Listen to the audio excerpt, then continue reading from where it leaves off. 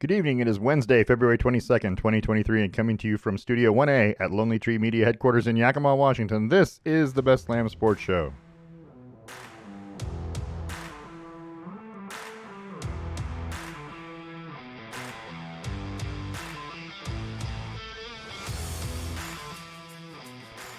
I'm your host, David Lamb, and with me is my son, Parker. Say hello, Parker. Hello, Parker.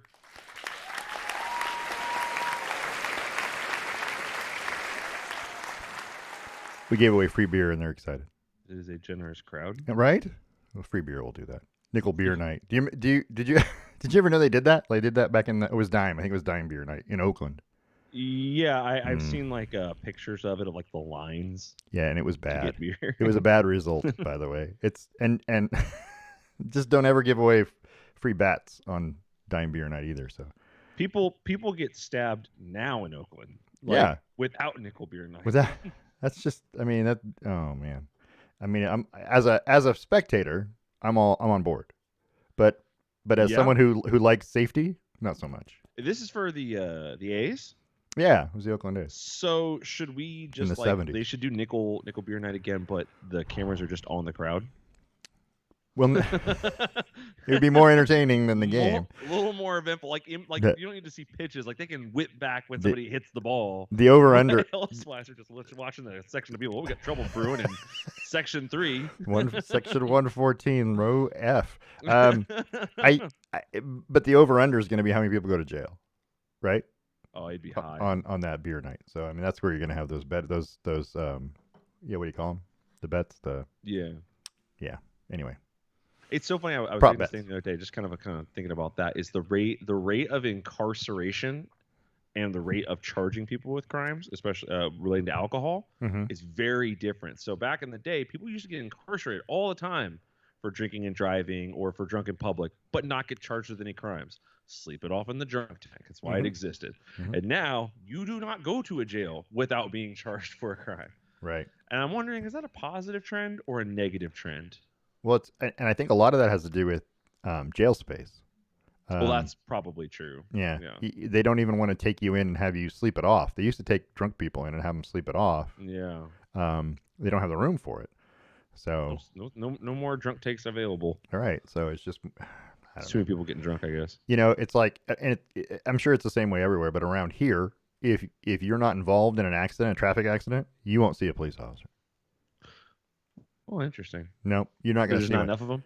Yeah, there's not enough of them. So they don't come out and patrol and keep people from running red lights and speeding and all that kind of stuff. They respond to things that happen.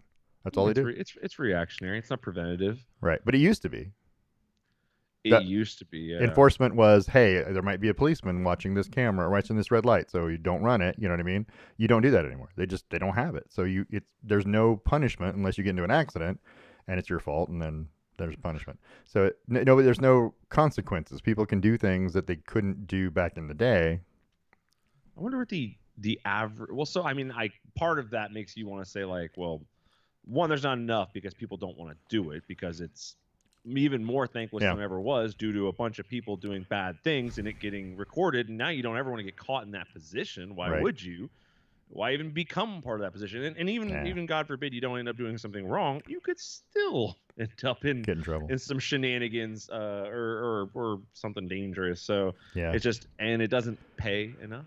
Oh, it absolutely doesn't pay enough for that level of scrutiny. No. And they haven't, and it's only recently, like last 15 years, the accountability of police forces has started to come into effect, and they haven't properly learned how to shield their officers from scrutiny yet.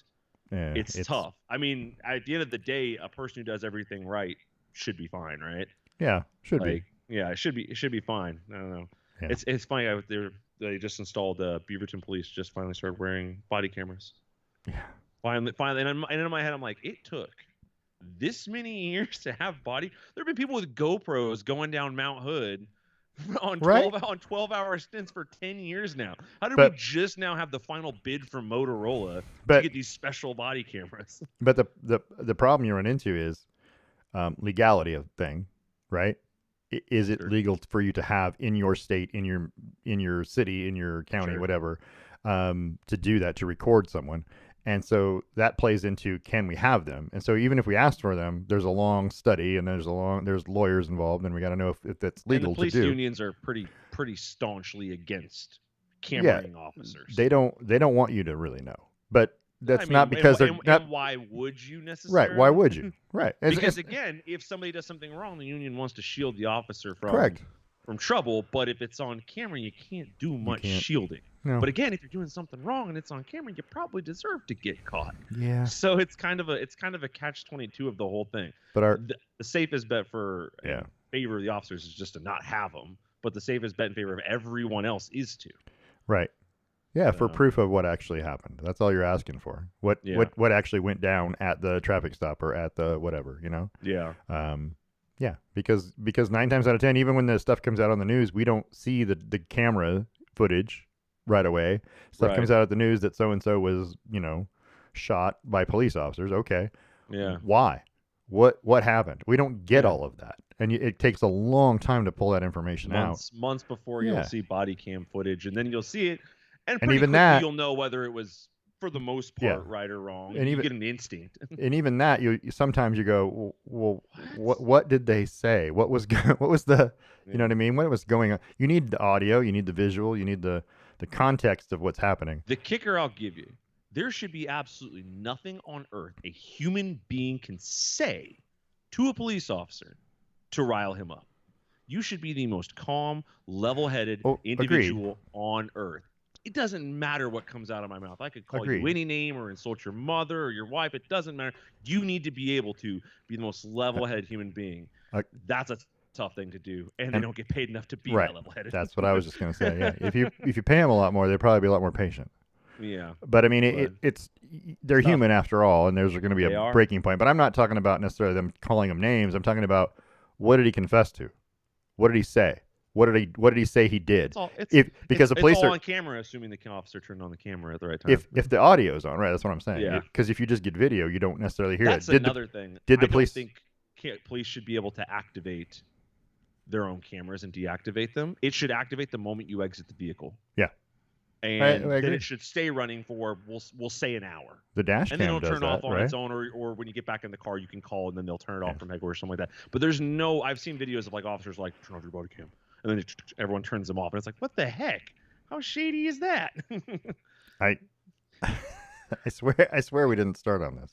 No, this was a weird topic that we just kind of wait. Where did this start? Oh, right, watching drunk people in crowds. Yeah, watching drunk people at a baseball game. Yeah. Beer night. This was sports. And there's never going to be enough cops to handle that. This was sports adjacent at one point. And we're back. All right. So NBA All-Star Weekend this past weekend, featuring Portland's Damian Lillard in a big way. The XFL is back for the first time, for the last time. It's the third iteration of the XFL. New rules, and I don't know. We'll see. But The Rock is behind it, right? So now it's a big deal. It's got more momentum, it seems. NASCAR ran its biggest race of the year in February because that's what they do. Why not? I don't quite understand the biggest race of the year being at the beginning of your season. Where it's only downhill from here, right? Whatever. We'll talk about that in a minute. I don't understand NASCAR in general. I guess I've never really been a fan, but we'll get into it more. Seeing it frustrates me because I can't talk about it right now. We're on YouTube. We're on Twitter at Lamb Sports, on Facebook under the Best Lamb Sports Show. You can send us an email, lambsports@gmail.com, and please check out the webpage. You can find links to the past shows and current trivia question on www.lambsports.com. I don't know if I want to ask the trivia question yet. I want to do the range commercial. I got a lot of things going on in my mind. All right, here's what we're gonna do. We're gonna do the range commercial first, just because I have nothing. I don't know what I'm doing. First part of the show brought to you by The Range. The Range is Central Washington's premier indoor shooting destination at 34,000 square feet. The Range is an all-inclusive facility offering firearm training, retail firearm sales and supplies, full gunsmithing and repairs, custom builds, and Cerakote services, all under one roof. Open Tuesday through Saturday from 10 to 7, Sunday 11 to 5. Go see our friends at The Range, 1701 Garrettson Lane in Yakima. The phone number, 509-571-1449. Make sure you mention the Best Lamb Sports Show. The Range, educate, equip, and empower. By the way, maybe getting a new slogan. The Range, setting the standard. What do you think? I like educate, equip, and empower. I think it hits all three nails on the head. It does. Whereas setting the standard doesn't tell you anything. It just sounds good. But it's provocative. Anyway. It's provocative. All right. So let's. I don't know what I'm doing. Just you know that, right? Yeah. We're making it up as we go. We do. It's what we do here. That's what I say about soccer. I mean, right? Let's talk about the NFL. All right. Okay. This man right here, Indianapolis Colts, hired Jim Bob Cooter as their next offensive coordinator. Cooter was most recently the Jaguars' passing game coordinator. Has there ever been a more Southern name than Jim Bob Cooter? I mean, I feel like it's straight out of Dukes of Hazzard. It's up there. It's up there with the most ridiculous names I've ever heard. And I just gotta wonder what they were thinking. Like, it's like, oh, name him after your grandfather, name him after uncle.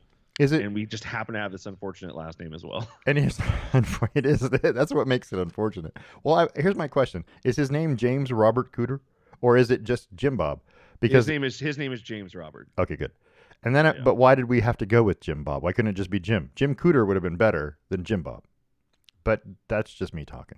So you know what? I can't attest to that too much. But yeah, James Robert Cooter is his name. Played at Lincoln County High School, Fayetteville, Tennessee. He was a UT quarterback.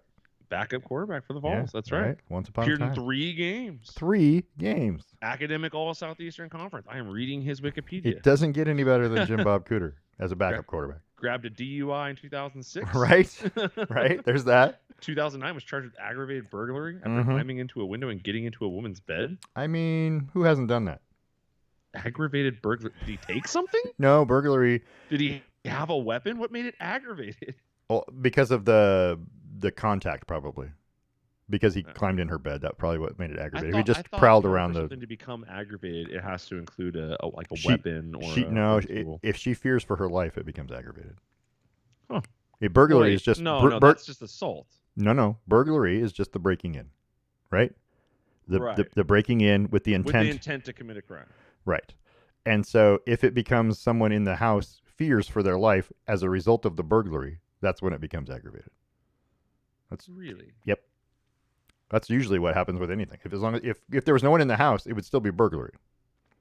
But since there was someone in the house and you crawled into bed with them and they feared for their life, now it's aggravated. So apparently these are the aggravated factors according to HG.org. Yeah. Use of a deadly weapon. Yep. More serious injury to the victim, an injury to someone at all. Right. The involvement of a minor or the elderly. That could have been.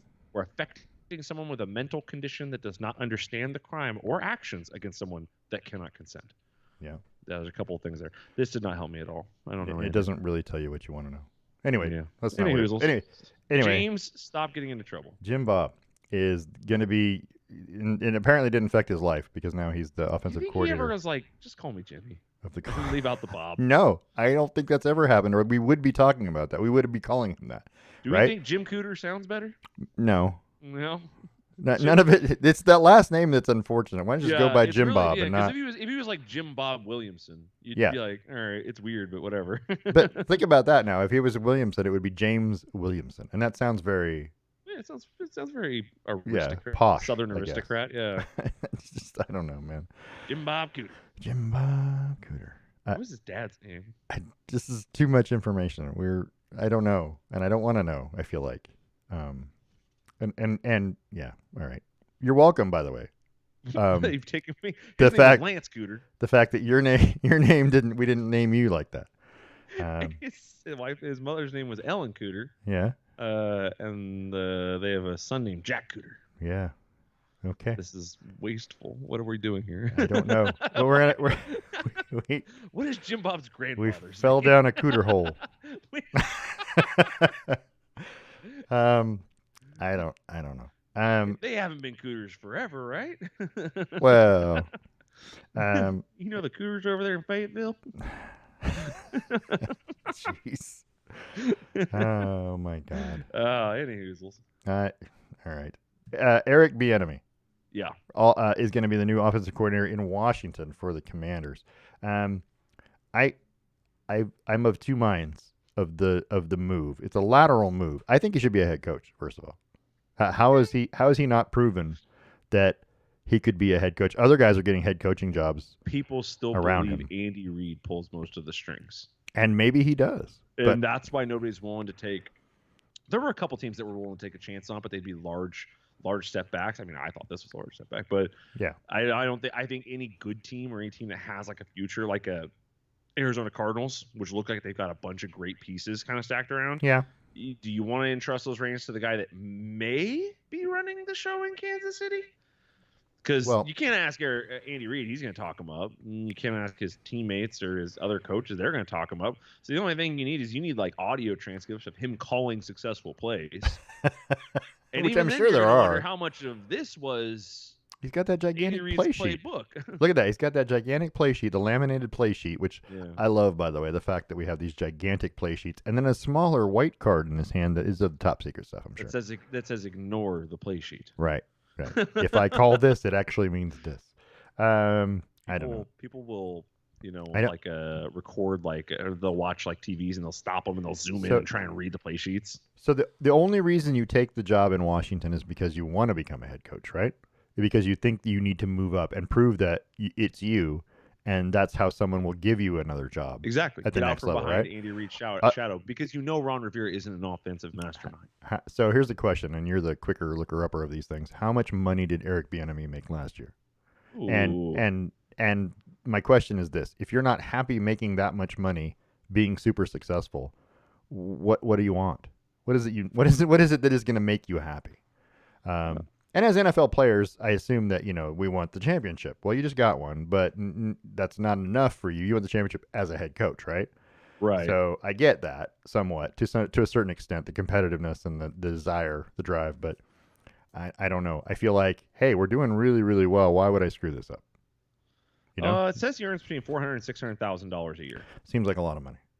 Seems like not very much for somebody who's got 2 Super Bowls. Well, it seems like a lot of money for someone whose head coach calls all the plays and the quarterback does all the work, right? I mean, That's what they're selling. That's what they're yeah. saying. That's what everybody's saying. That's why he's not a head coach, right? Yeah, it's funny because every aspect of Eric Bieniemy's success is tied to Andy Reid for true. now. And so this is what this is about. This move is And to more get out recently, behind the Patrick shadow. Mahomes. Yeah, And well, yeah, and definitely Patrick Mahomes. Because I mean, but before he was there, he was what? He was at Colorado's running backs coach 0102. That was the decent Colorado time. He played in Colorado. Yeah, UCLA running backs coach. Yeah. 03 to 05. Minnesota Vikings running backs coach was Adrian Pearson there about that time? 06 to 09. Sure. It's close. It's close to that time frame. Yeah, But sounds then right. he goes to AP back was to there a long time. Back to Colorado as an offensive coordinator in 11 and 12, and those teams sucked. Yeah. And then he's been with the Chiefs ever since. Yep. So running backs coach from 13 to 17, and then offensive coordinator from 18 to 22. And in 18, they got Patty. Yeah. Yeah. So, I mean, I get it. I don't think it's worth leaving a really, really good job where even if you're not calling any of the plays and you're not doing any of the work and they're paying you $500,000, why would you leave that? yeah. What's the upside? If you fail and Washington is terrible, which they already are pretty much, their offense was terrible, right? I mean, maybe he's thinking I can't do any worse than the guy that was there, and that's the same thing I say about the New York Mets coach every year. But if you if you think that's what you're going to do is you're going to go in there and immediately turn Washington into a contender, number one, you don't have Patrick Mahomes or any of those players that you had. Travis Kelce, it is not the same football team, and it won't be for at least a couple seasons if you draft well. Right. And I just don't, I mean, it's clearly going to be a step back for a couple years. I don't like the move. I think he should have stayed. Yeah. Or even then, like you're going to a crazy organization. Yeah. Like, they got to sell that instability team right there. Right? There's all that, the ownership part. Yeah. Let's talk about your boys here. So Vic Fangio is the new Dolphins defensive coordinator. Good for you guys. Right? That's where Vic Fangio belongs. As a defensive coordinator, he's fantastic. He is a fantastic defensive coordinator. The Broncos defense over the last 10 years has been beyond reproach. They've been excellent. I don't know if that's because he wanted to be in Miami or if that's because Sean Payton doesn't want him, or what's the reason in Denver that he's out, because his defense is really good. And why would you get rid of the guy who's got the one of the top 2 or 3 defenses in the league? Well, we don't know if he was booted or if he just took another job. Right. We're not sure. He might not have wanted to work under Sean Payton. Sean Payton's always been kind of a defensive guy, Yeah, that's like true. Bountygate and all that stuff. Yeah, So he might not have wanted a head coach over him with that much input into his defense. that could be. Maybe Sean Yeah, Payton said, "I'm going to call the plays," and he said, because "Ah, Mike well, I don't know." McDaniels could give two F's about defense. All he cares about is scoring points. So that's not a bad move for him to bring in a defensive coordinator who can really put solid defense together. And that If Miami defense has a lot of pieces. it does, and if it can improve just a little bit, that'll Yeah, going to put them in a really good position. yeah. But that's provided their quarterback position is stable, which it's not. So Also, Bradley Chubb and yeah, Vic Fangio have a little history. oh, So that's true. So that being said, the Rex Ryan was one of those names reportedly interviewed for the Broncos position. Rex has been in the booth for a while. a while. A while. I don't know if he's. I mean, he had great defenses where he Yes. went, and he's a good defensive coordinator. He would be a great, and he was a mediocre head coach, but a really good defensive coordinator. Right. Just like Vic Fangio. Yeah, right. So I don't know. I don't know if that's somebody that they're interested in, but I don't. Maybe he's got something with Sean Payton. Maybe they know each other. Maybe there's a thing. I don't know. That's just one of those rumored names. There's a bunch of them that are going to interview him, but it's just one of those names that's floating around. Yeah. They could do a lot worse than him, but anyway. So we'll see. We'll keep everybody updated because there's going to be a lot of more moves. Because when this happened, Chargers defensive coordinator Ronaldo Hill is joining Fangio in Miami. His role is not yet specified. Yeah, I'm curious. So because the Broncos lost their defensive coordinator to Miami, so did the Chargers, which is weird. I mean, maybe he was going to go anyway because their defense has been kind of suspect.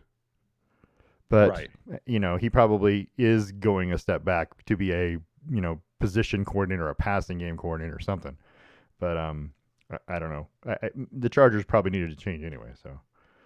Yeah, the Chargers needed something. Kellen Moore's going to be good for them, I think, on the offensive side. And defensively, yeah, they're still trying to work out exactly they're going to do, but their defense has been terrible, and it's partially because of injuries. But I just think that they scheme poorly. I was watching them on third and like 15 plays, running press coverage against Kansas City. Like, what you're going to get absolutely roasted here in 2 seconds. And then I was watching them on 1st and 10 sit 10 yards off the receivers. And I'm like, do we just want to give up 5 yards real quick? You're trying to confuse the offense. I guess, yeah. Make their brains work harder. Like. Anytime I see those kind of plays, like the offense calls a trick play that is so stupid that it fails miserably. I go, I get it. You're trying to confuse the other side. I understand what you're trying to do, but there is a time and place for things that are weird, right? Yeah. I mean, there's a reason why these tried and true methods work. Because they work, and so use the things that work, and don't start trying to. Oh well, we're going to go press coverage here on with the fastest wide receivers in the league. I do think there's something to be said for the occasional misdirection, the occasional use, or have an offense that is constantly evolving. But what I always see happen with teams is like you'll get down in a game, then you'll go into like a hurry up mode, and all of a sudden it's clicking.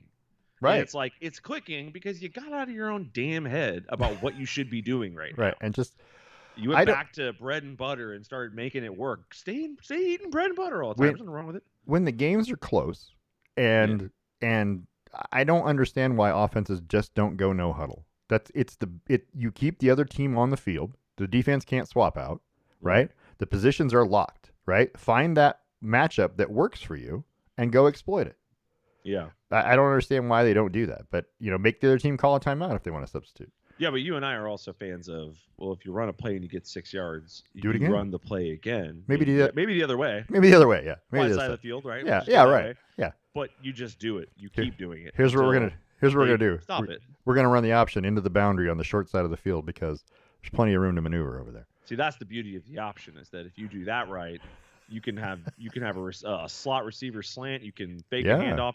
But you just keep running it out of the same look over and over and keep so the defense guessing. Can't key on it and know which play is coming. But you got to have a really smart quarterback. You do. And But eventually it's going to break down because if they put an extra guy on the edge to push the quarterback, then you're going to kind of throw it his way to a slanting slot guy. Right. Or if they put a guy on the other side to stop the running back going through, well, then the quarterback's going to keep it.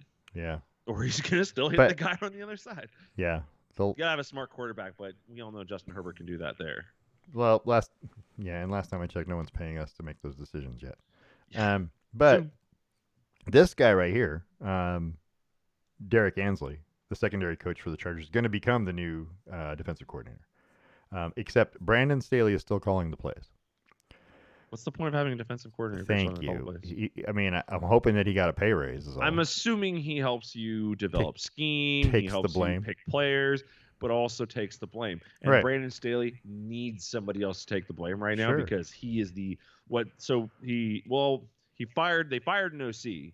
Right. They guess they could fire a DC, but he left. He left really the same before he got fired. Oh, you're gonna fire me? I quit. It's just you because nobody else on earth believes this is Justin Herbert's fault. Nobody else on earth believes that this is Joey Bosa's fault or Austin Eckler. He can't stay on the field. He can't stay healthy. Yeah. But or Darwin James or whatever his name is in the backfield. You should have just fired your trainer because clearly your team can't stay healthy.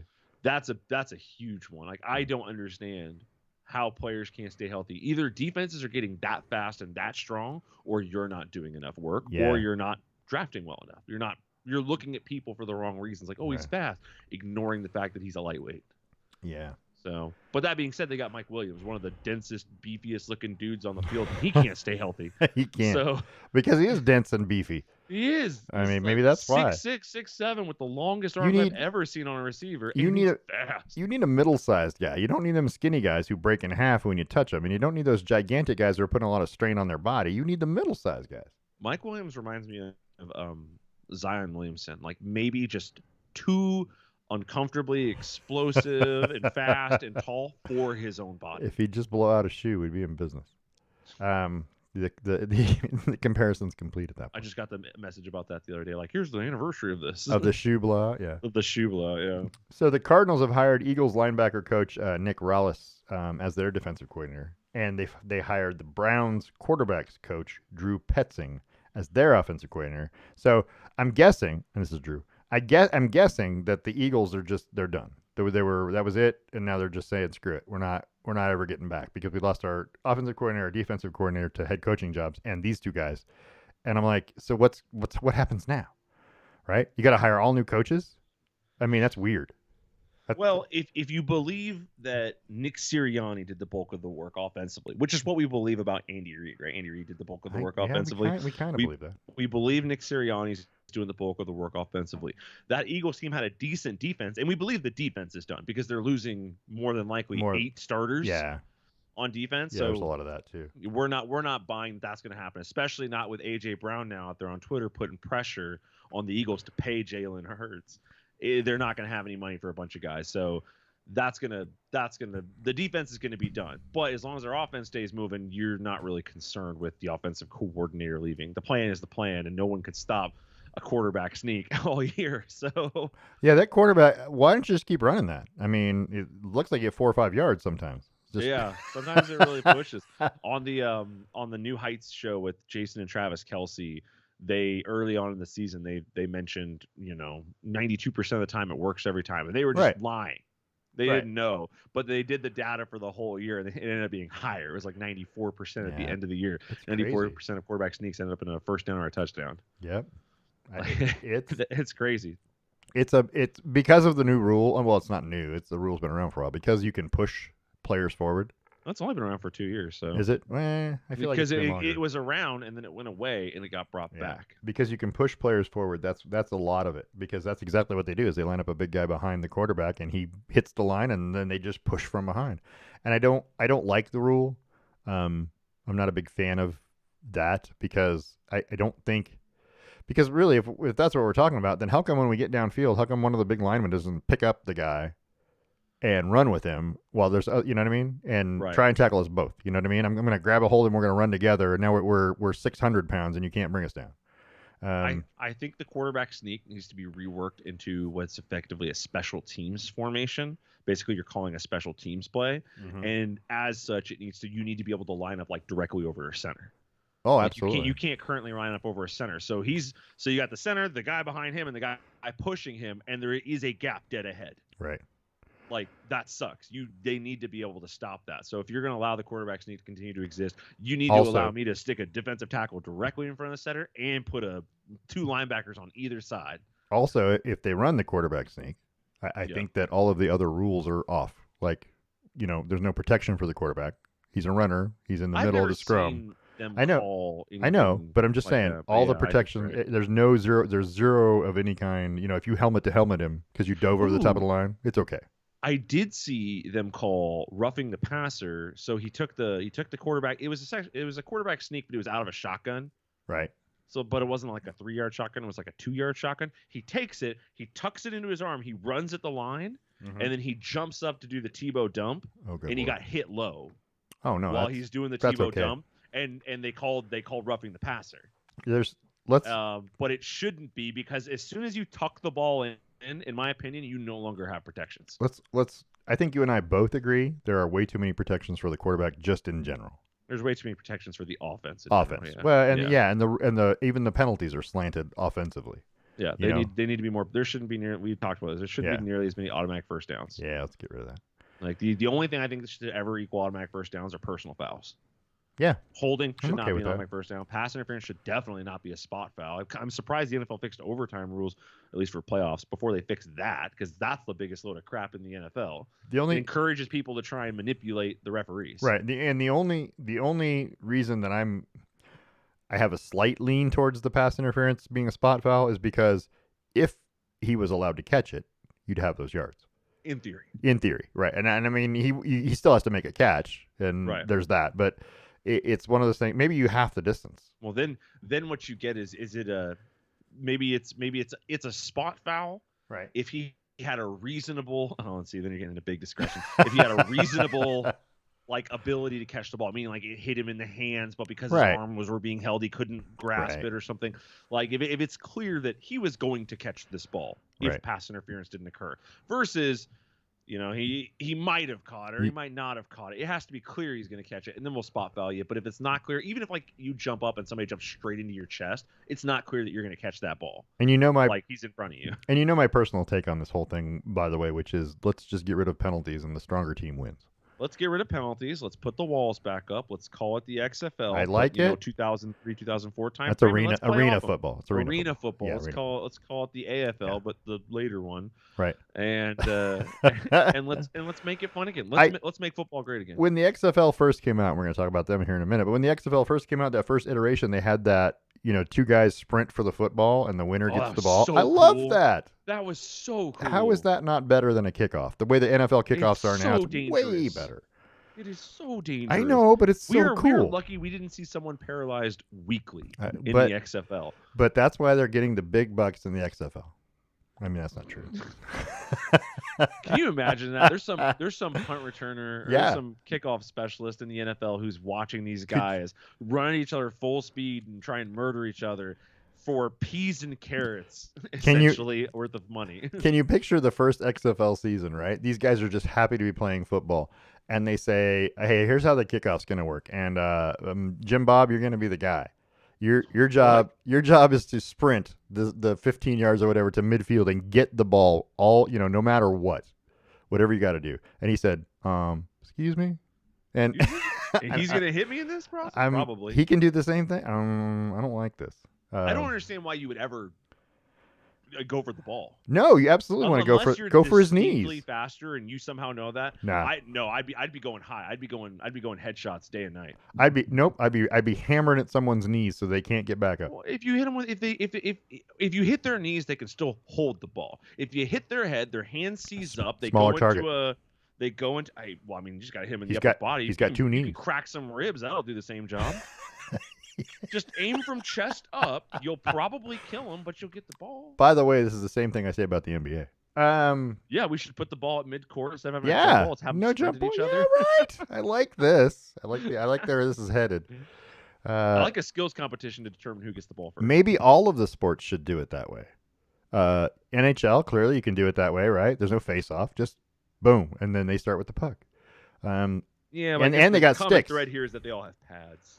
Well, yeah, but they get you could have a fight. Maybe maybe what you do is you have the two fightingest guys on your team square off in a fight, and the winner, whoever goes down first, the other team gets a puck. Based on crowd applause? No, no. Based Well, on the okay, I like applausometer?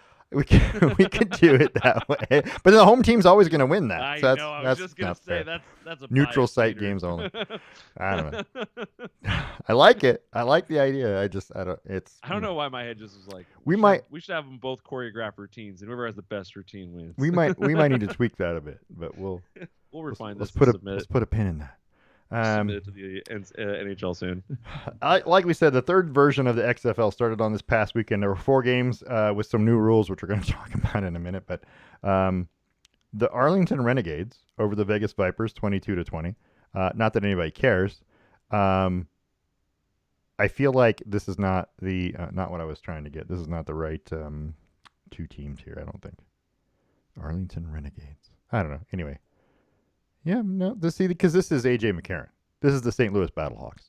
Classic. Right. So let's talk about them. St. Louis Battlehawks won over the San Antonio Brahmas 18-15. AJ McCarron was like the star of the game. If 18 points from your offense is what you're looking for, AJ McCarron's your guy.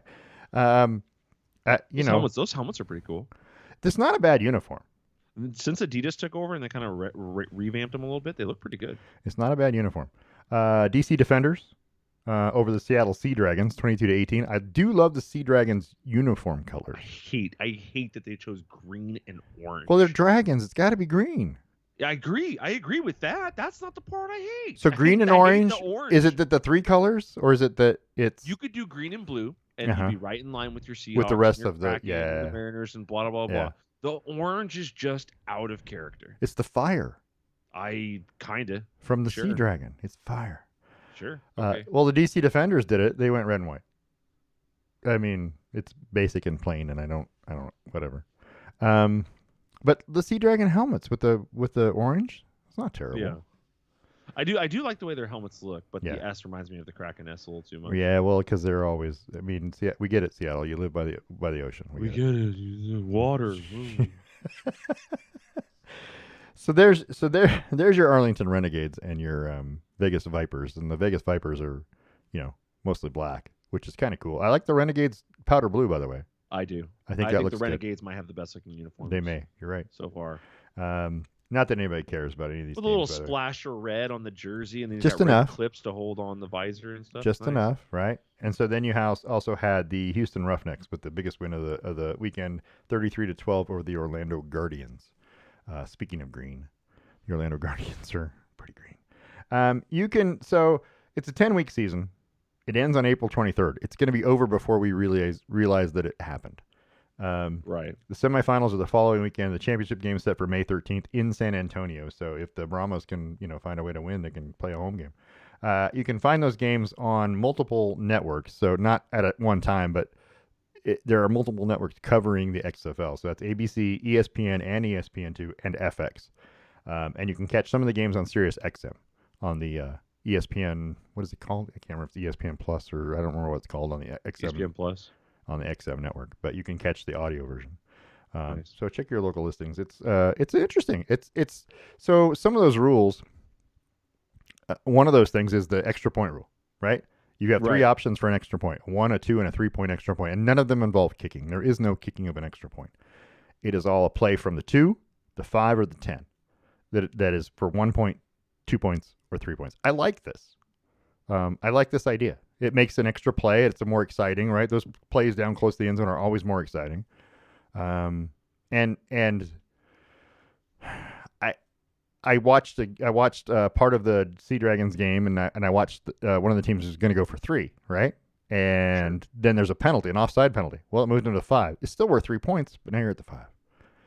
And I'm like, wow, that's pretty good, right? You just cut it in half. It's a good deal. They didn't make it, but anyway, that's they didn't make it. But I'm like, I like this idea of the no kicking thing, and then I like so the kickoff is the offensive team at the 30, the defensive team at the 35 of the receiving team, and the kicking team kicks from their own 35, like the NFL, and once the kickoff is caught, both teams can move. Which we talked about at one point in time. It makes it. I think it's going to make it a lot harder for you to get any kind of a return.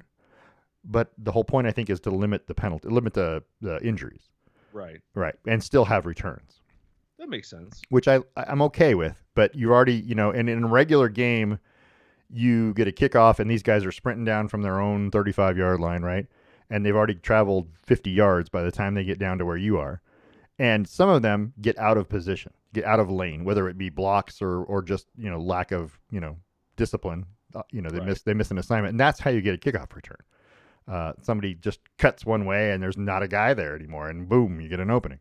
Yeah. This kind of eliminates that because they're already in their own lanes at your 35-yard line. So if they'll just stay there, number one, you only really should have to juke one or two guys to get through that line. In theory, yeah. But also, it's all the way across the field if they stay in their lanes. So It's so far. yeah, it's interesting. I don't know. It's an interesting game. I don't know. The reviews also are another interesting part of the XFL. They can review anything.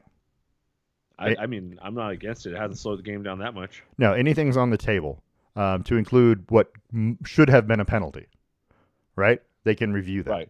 Right. But you only get one challenge per half as a team, so there's that. But anything can come down from the booth. They could review anything, any play at any time for anything, which I kind of like. I'm okay with that. If you're going to do it, do it. Hey, that should have been holding. Boom. As long as it doesn't slow down the game significantly. Yeah, I'm okay with that. It's an interesting league. We'll see what happens. Yeah, I like it. I think it's taking the right steps forward. It's getting the right eyeballs on it. The uniforms look better. It's starting to look more professional. The names that you're seeing in there, you're starting to recognize more. Like, that's the problem, is that when they first start the leagues, there's a lot of people you don't know. But I'm seeing players from colleges I like and colleges I watch start to pop up on teams. I'm seeing NFL players that I've watched pop up on teams, and it's just you're starting to have more of a connection to it. Yeah. And so, not to mention, they'll keep adding teams if you have a place to play. Right. So, do you remember last year? So this is what's going to lead me to the USFL, because USFL is going to start again this year on April 15th, which is kind of at the next to last week of the XFL. So they're going to kind of overlap just a hair, but the USFL is going to be back. Do you remember last year they played all their games in Birmingham, Alabama? Yeah. All in one spot. It was weird. This year is different. Now, they're not playing all home games like you would normally think they would. Still a lot of games going to be played in Birmingham, Alabama. But there's also going to be games in Memphis, Tennessee, home of the Memphis Showboats. You're going to see games in Canton, Ohio, at the Hall of Fame Stadium. A number of them. Not just one or two, but a number of them. Also Ford Field in Detroit for the Michigan Panthers. But not, like week 4, May 6th, Houston Gamblers, Philadelphia Stars at Ford Field in Detroit, which is weird. Well, let's be honest. Yeah, it's strange. It's strange, but it's not I don't mind. I don't mind teams playing in strange places. No, but those are the fields that they're going to be using this year. So there's going to be 4 different fields, and so not just one like there was last year. I think they actually played at 2 different places in Birmingham last year, but this year they're playing all 4 different stadiums. So it'll be interesting. But their season runs through June 18th, the regular season. So we'll have football at least until the middle or end of June by the time the playoffs for the USFL hit. And then look at that. We're into camp. Fall and camp starts pretty soon. Poor guys trying to compete with the NBA playoffs. Never in a million years. That is going to be rough. Yeah. And well, the good news is they start after March Madness, so they don't have to compete with that. Because the XFL does. So there's that. There's going to be 3 weeks where the XFL is not going to get anybody to watch it because there's going to be 9,000 NCAA basketball games on. Anyway, I like the XFL. I like the uniforms. I like the way it's going. We'll see. Can the United States support 3 professional football leagues?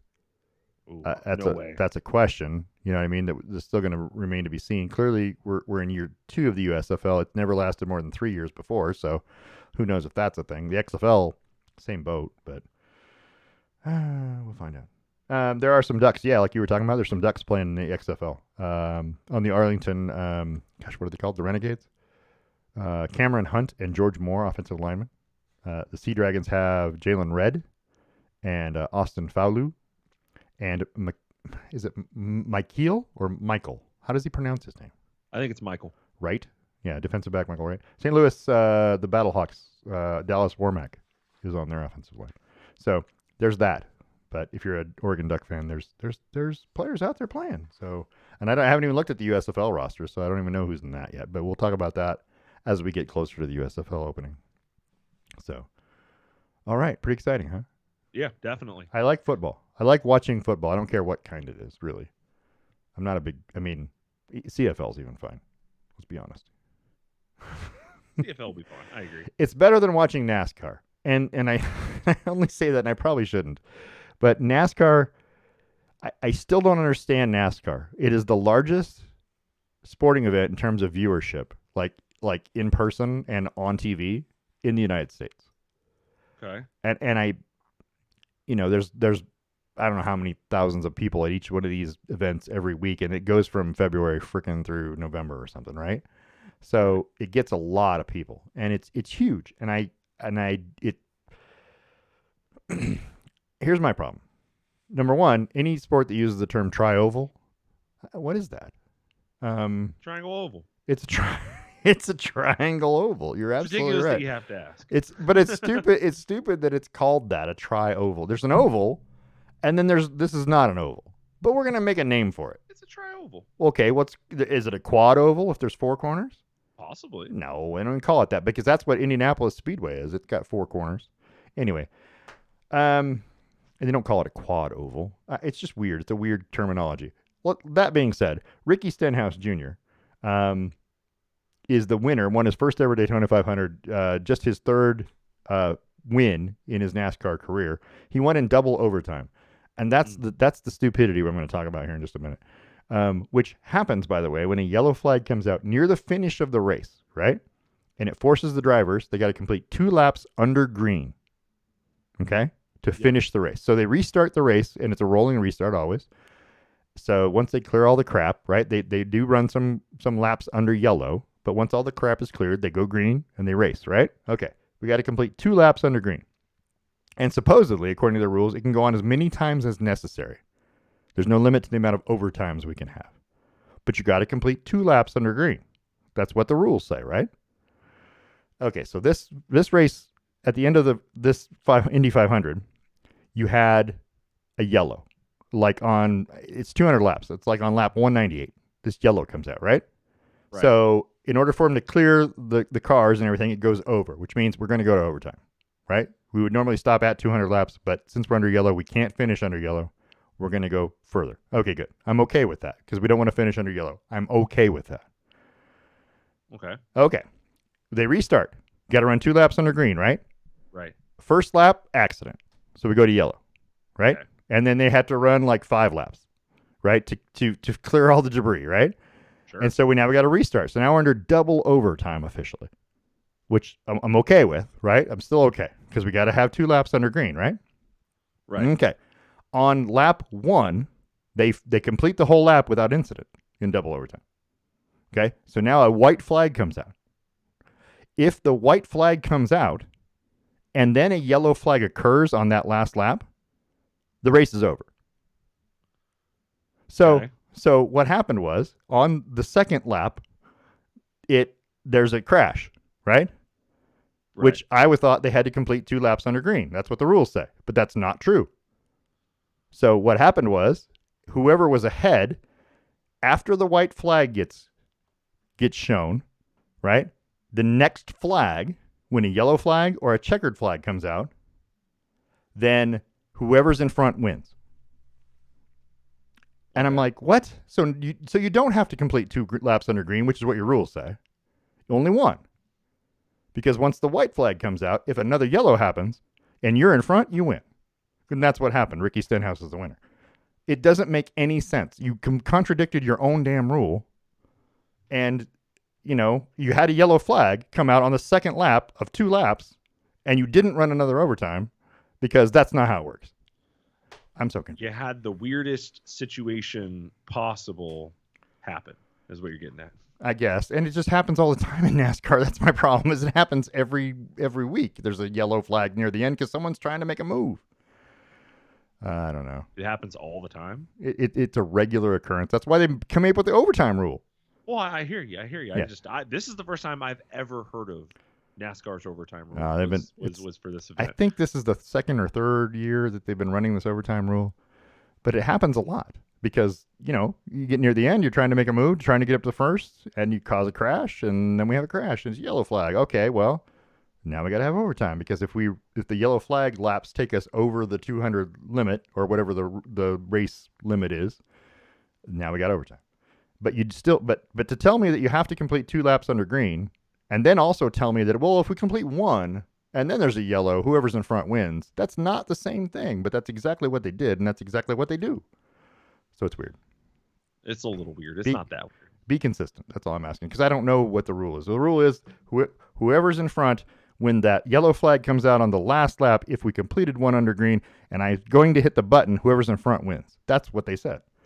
And I'm like, it's weird. But they can make it up as they go. But if the yellow flag occurs behind the leaders, let them finish the damn lap, and whoever's in first wins. I hear you.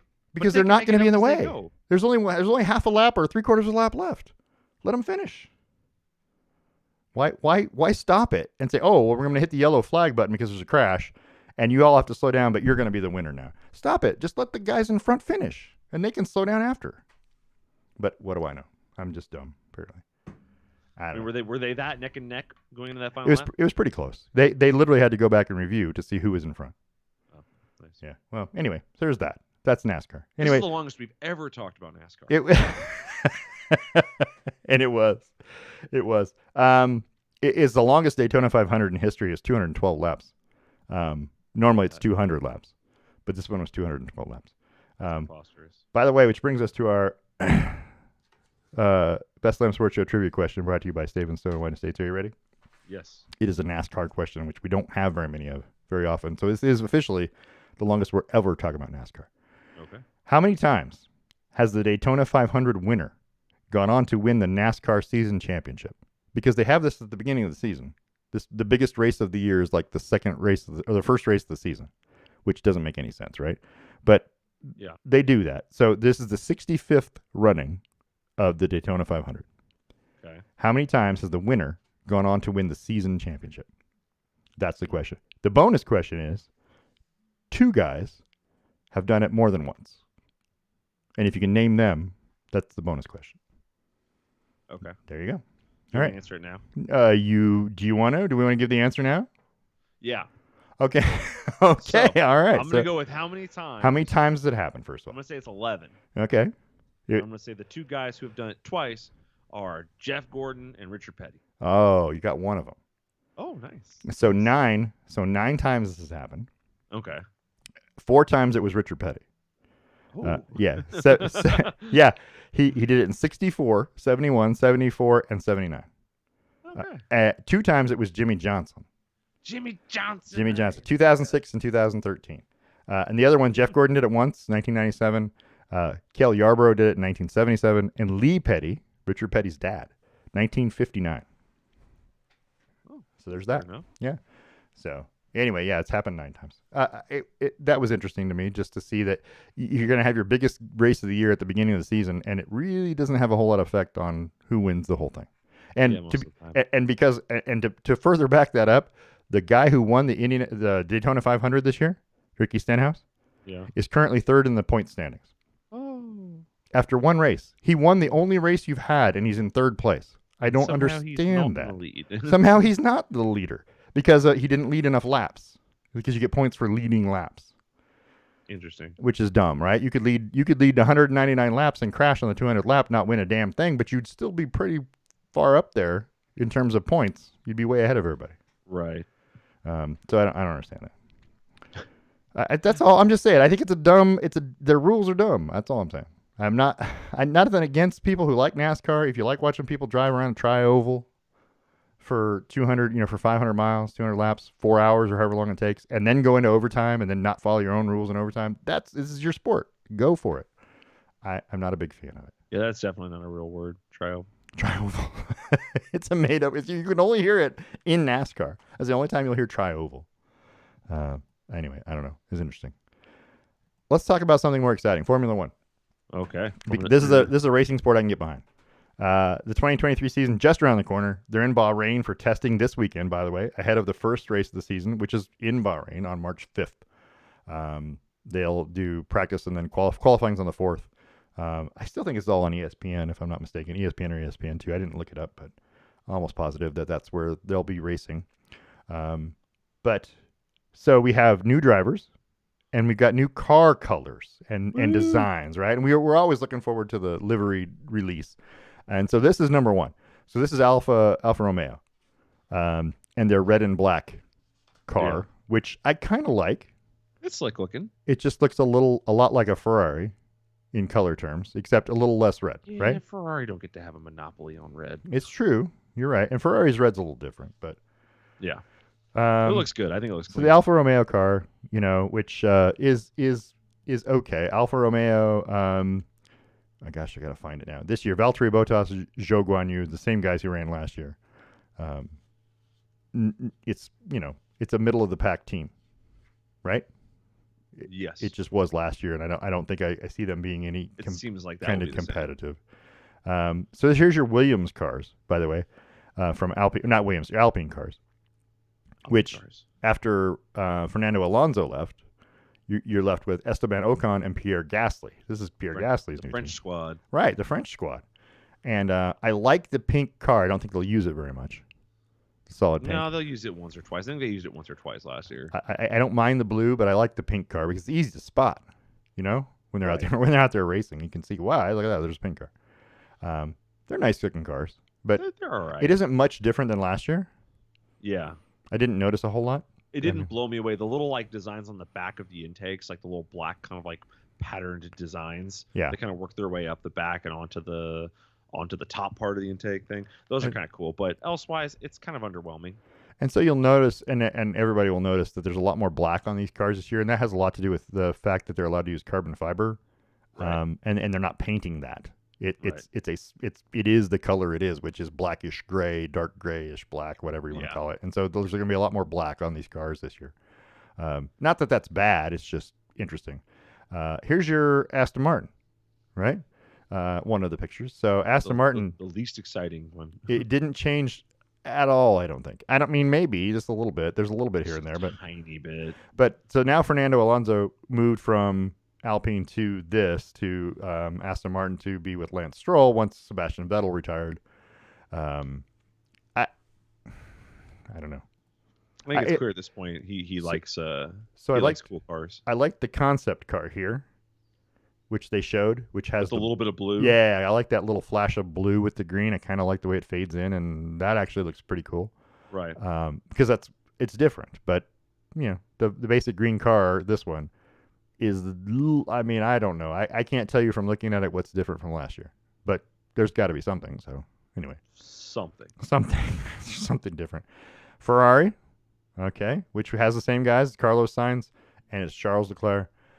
Ferrari changed back to a more brighter Ferrari red from the dark red, but other than that, and there is a little more black. You can see it. It's not a lot different, but a little. The red, is more classic. Yeah. Ferrari red. Right. I like the way the Ferrari looks. Yeah, I don't think it's very exciting, but I like the way it looks. Ferrari's Alabama. In terms of uniforms, right? Tradition. Tradition, yeah. This is what we wear. Okay. And that's not the end of the world. The Haas cars added a lot of black. The Haas cars have the biggest kind of transformation. It is, because they were mostly white, if not all white, with a little bit of red, a little bit of blue. So Haas has the biggest transformation. So your Haas cars this year, I don't know if I got to find the right spot. So Kevin Magnussen is back from last year. Nico Hülkenberg is replacing Mick Schumacher, who they let go. So replace one German with another. Hülkenberg's been in and out of the F1 for a number of seasons. He even raced a couple of races last year as a replacement driver. But he's a good driver. These two guys have a history, though. I'm not sure how well they'll get along, but that might make for more interesting racing. And it might also make for more good sound bites by Gunther. So, but Gunther has some really good sound bites when you watch him. That's Gunther Steiner, the team principal for Haas. But anyway, I like the car. I think it looks fantastic. This is It's, probably my favorite, my second favorite one in the group. I love that they kind of went. It looks very basic. Like the Haas lettering is very prominent on the side. mhm. There looks like there's some. I don't know. It feels like the most car looking design. Yeah. I don't know. It's very strange, but I dig it. I don't like the big MoneyGram logo on the back though. That's my least favorite part. Yeah, they're paying a lot of money for that MoneyGram logo. Big sponsors, man. Yeah, I know, but that's my least favorite part. So here's one of those McLarens. So McLaren has a brand new driver, Oscar Piastri, from Australia, is going to be driving one of the McLaren cars. There was a big hullabaloo at the end of last year about which team he was going to be with. Ended up being McLaren. Has he replaced Danny Ricciardo, who's now a replacement driver for Mercedes. Is that right? That's correct. I feel like that's right. So he and Lando Norris are a team at McLaren. I always like the McLaren colors, especially when they throw the blue on. The orange and the blue look good together. Yes. Their cars look good, but it's not a huge departure from last year either. Yeah, that's the only thing I don't love about it is that I when they came out with this, I was like, it just kind of looks the same. Like there's some different blockings, there's some different parts, but for the most part, it's exactly what you'd expect from last year. I would hazard to say that, and this is just me talking, but as a whole, the liveries were underwhelming. You know what I mean? I didn't see anything where I go, wow, that was so cool. Haas was like the best big change. So here's your Mercedes. Mercedes going all black, which is I like. I think it looks good. It looks very clean. It does. This was my favorite one because I'm a big fan of like a solid kind of color with very slight accents. Right. I love the red around the what's it called, like the little engine part up top. Yeah, that's pretty cool. And then they went minimal with the striping. Right. I don't know. And again, I think this is related to what you said earlier. This is definitely related to lots of carbon fiber on the car. Absolutely. And it looks good. I'll admit it looks good. I like the greens. You know what I mean? There's two different colors of green on here, the numbers and then the striping and but it isn't a huge departure for Mercedes either because they had a lot of black on the car before. Not this last year. Last year was more green. But yeah, it's George Russell, Lewis Hamilton, 8-time champion Lewis Hamilton. And George Russell, who really hasn't won anything yet, right? He's Mr. Consistency last year. He absolutely is right there. We'll talk more about that here in a minute, but and then you had your Red Bull, which was probably this was the most underwhelming. Underwhelming as all get out. There's no need to do a launch for this. I don't understand what's different. I don't see this one at all. Like there just isn't. There isn't. There's sponsor differences. Yeah. But and maybe like the size of a logo on this one's different than on that one. Right. But just it's still navy blue and yellow and red. It's the same. I would love for them to put out a red car or a yellow car that is navy blue and red accents or something like that. You know what I mean? Like just change up what your base color is, but also don't whatever floats your goat. You're winning titles. Who cares? And this is two-time defending champion Max Verstappen and Sergio Perez. Two-time. Yeah. So then we have the AlphaTauri, the blue and white. That's a sleeper for one of the better ones. It's not bad at all. I like that they use. Yeah. Is slick looking. Yeah. This car doesn't look the fact that they went darker with the blue, less white. I like that. I mean, that makes it look better for some reason. It's a good looking car. I mean, it's not bad. AlphaTauri is Yuki Tsunoda and new driver from the Netherlands, Nick de Vries. So, that'll be interesting. Controversial driver. Controversial Nick de Vries. We'll see. That means there's two Dutchmen in this. So, two Dutchmen. The battling Dutchmen. Who are the Dutch fans going to root for? And they're both on the same team, basically, right? Because AlphaTauri both Red Bulls. Yeah, both Red Bulls. So the question is, do you think that there could be a call from on high saying to the secondary team, let's make this happen? Well, like let's get Max the winner, let's get Nick the winner, let's get Sergio the winner, or whoever. Yeah, maybe. I mean, I don't know. I feel like it's supplying parts. I feel like doesn't really matter, right? Just because you give an engine to somebody or just because you give a tire, whatever. I feel like that doesn't matter. But when you sponsor a team and you sponsor multiple, I don't know how you steer clear of potential collusion. Yeah, I don't. Well, And Like you see them all before the that's races, part of and the all four of them are hanging out together, and yeah. their bosses are hanging out together, and you just kind of like, That's part of the how are they problem. avoiding this? That's part of the problem is everybody's got. I mean, Mercedes has two teams, right? Williams and Mercedes, and Red Bull has two Well, teams. Williams is powered by Mercedes, Well, but but it's not. But it's not. The Mercedes isn't the direct sponsor of Williams. okay. That's the same way as saying Ferrari has three teams, because there's a couple ones that use Ferrari Well, motors. But that's not true. They don't have three teams. They have one team, and then there's teams that they sell parts to, well, but pieces to. okay, and I'm okay with saying that. However, George Russell did move directly from Williams to Mercedes when that they kind of own because they're loaning their powertrain to them. You know what I mean? Yeah. Yeah. So I mean, I get that, but that's okay. Anyway, well, But they have a different owner. They have a sure. different management. Well, they Group, all have have different leadership yeah. group.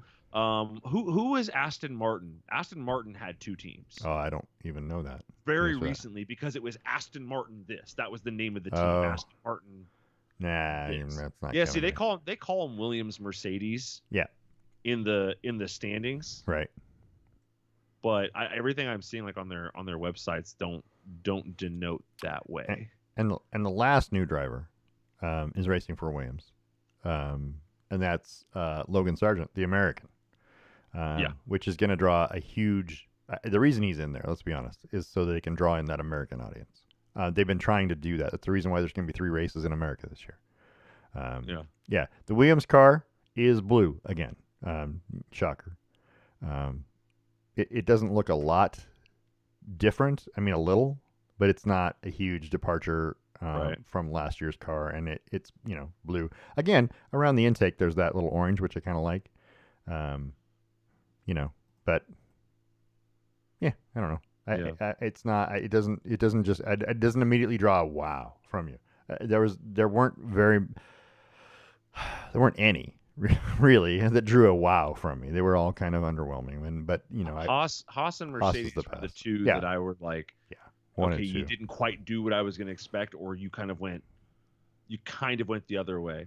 Oh, and okay, so I'm looking at this now on the F1 website. Yeah. How they list them. So you list company, powertrain. Alfa Romeo, Ferrari is the official name of the team. AlphaTauri, Red Bull powertrains. Right. Alpine, Renault, Aston Martin, Aramco, Mercedes, Ferrari, Haas, Ferrari, McLaren, Mercedes, Red Bull Racing, RBPT, and then Williams, Mercedes. So that's just who's supplying their powertrain. Aramco, the oil company, is providing their powertrain for. That's how it's listed here. Yeah. Weird. All right. There's only 3 teams that don't have a bigger overlord. Or sorry, 2 teams. Overlord. Ferrari and Mercedes, and technically Red Bull, but Red Bull has Red Bull powertrains, and technically that's because they were Red Bull Honda last year. That's true. But yeah, that's I didn't know that. I didn't know that's how they listed the team names. Interesting. I don't know. But yeah, this year's liveries were fairly flat. Yeah. I'd be curious to see what they do for special events. I don't know who needs to punch somebody at McLaren so hard in the face to get them to bring back Gulf liveries all the time. That'd be great. I don't understand why that's a complicated process. Yeah, Everyone wants it. I think they're trying to make it special. If you do it all the time, then it's not special. No. You know what I mean? No. I get it. Do it all the I time hear for you. 1 year. Okay, but bring it back, use it for a year, take it away for a while. Here's what years go by, and then bring it back. Here's what I'm saying. Keep your orange, right? And let the drivers have a Gulf uniform and helmet. I do think that's a cool idea. That'd be neat. And you could do that all year long. But anyway, I don't know. People were hoping for a silver McLaren. This year. Yeah. That did silver and red, but that didn't happen. And I think that's because they're trying to stay away from the Marlboro tie-ins. Sure. Yeah. But I also think that might be why they stay away from the Gulf tie-ins. Could be. I don't know. So just so everyone knows, I'm just the pictures of the new drivers. This is Logan Sargent. They're not all new drivers, but I mean new drivers in new places. We talked about Nick DeVries here at AlphaTauri, and then Oscar Piastri at McLaren. And then, of course, you have Pierre Gasly, who's in a new car at Alpine. He's taken Fernando Alonso's spot. Fernando Alonso was fast last year in that car. He had a weird year, didn't he? He did. He drove very angry, it seemed. He drove. I'm interested to see how he'll do in an Aston Martin, if it's going to be better or worse, because the Alpine cars seem to be fast. And I don't know if that was because of him or whether he's going to have to stay out car. of the way Lance Stroll. Of little Stroll. Of Daddy's boy. of Daddy Stroll, boy. Yeah, I don't know. Lance Stroll just needs to move Did on. you hear that Daddy Stroll's embroiled? His companies are being audited for some shady business practices again. Does that surprise anybody? So, No, no, no. no. But yeah, Anyway, look at Gasly. yeah, Pierre Gasly. So, and then you have Fernando Alonso, obviously, we just talked about, and then Nico Hulkenberg back, which I like Nico. Not Um, sure if I agreed with this move. I don't know. I mean, obviously, it had something to do. It wasn't just necessarily finishing. It had something to do with personalities or something. There was that conflict. There had to be, right? I feel like Kevin Magnussen, his teammate, is a pretty calm, easygoing person. Right. But these two have been tangled up together before on the track and didn't get along. So it'll be interesting to see how they do as teammates. Yeah. But Kevin Magnussen, of course, had his first pole last year, right? Which was a big deal. But Nico is, this will be interesting. I don't know. The Haas team is clearly at the bottom of this, F1, just in general. Right. The Haas team, the Williams team finishes down there at the bottom. Alfa Romeo is probably right above that, and Alfa Tauri, they're probably right there next above it. And then you have Aston Martin and McLaren, Alpine, those three kind of fighting in the middle. And then you have Red Bull, Ferrari, and Mercedes at the top. It'll be interesting to see. And new drivers in new places. So the questions I was going to ask was, to me, I think you have 8 drivers in this of the 20, right, that could win the title if you let them. If they were the number one guy and you threw all your support behind them, I believe Max Verstappen, obviously. Sergio Perez could be that guy. Right. But they aren't doing that. Charles Leclerc and Carlos Sainz both, right, could be that guy. George Russell and Lewis Hamilton could both be that guy. So there's 6, right? Right. I believe Lando Norris is good enough to be that guy. But his team isn't as good. The car isn't as good.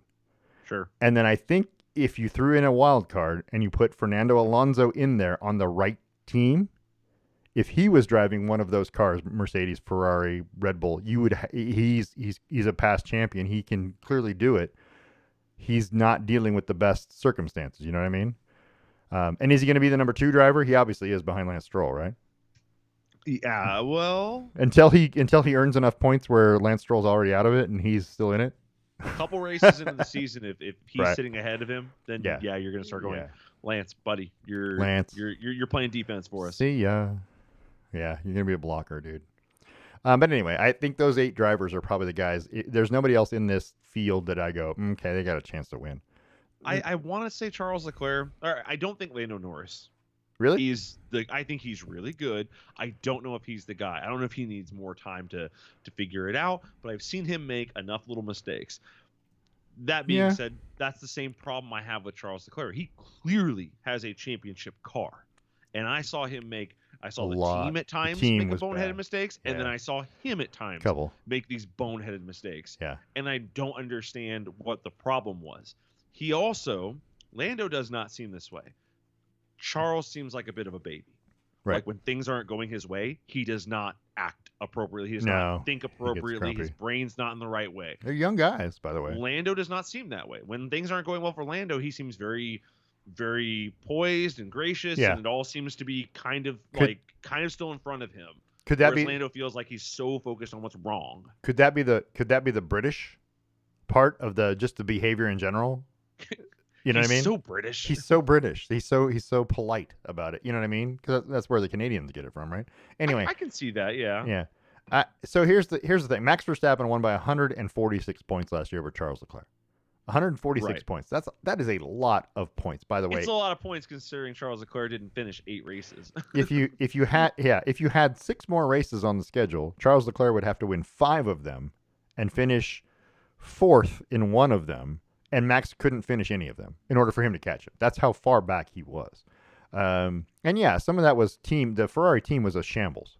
It was just awful to watch them race because they had many times where they could have been right there, been in it, and they made some really weird decisions.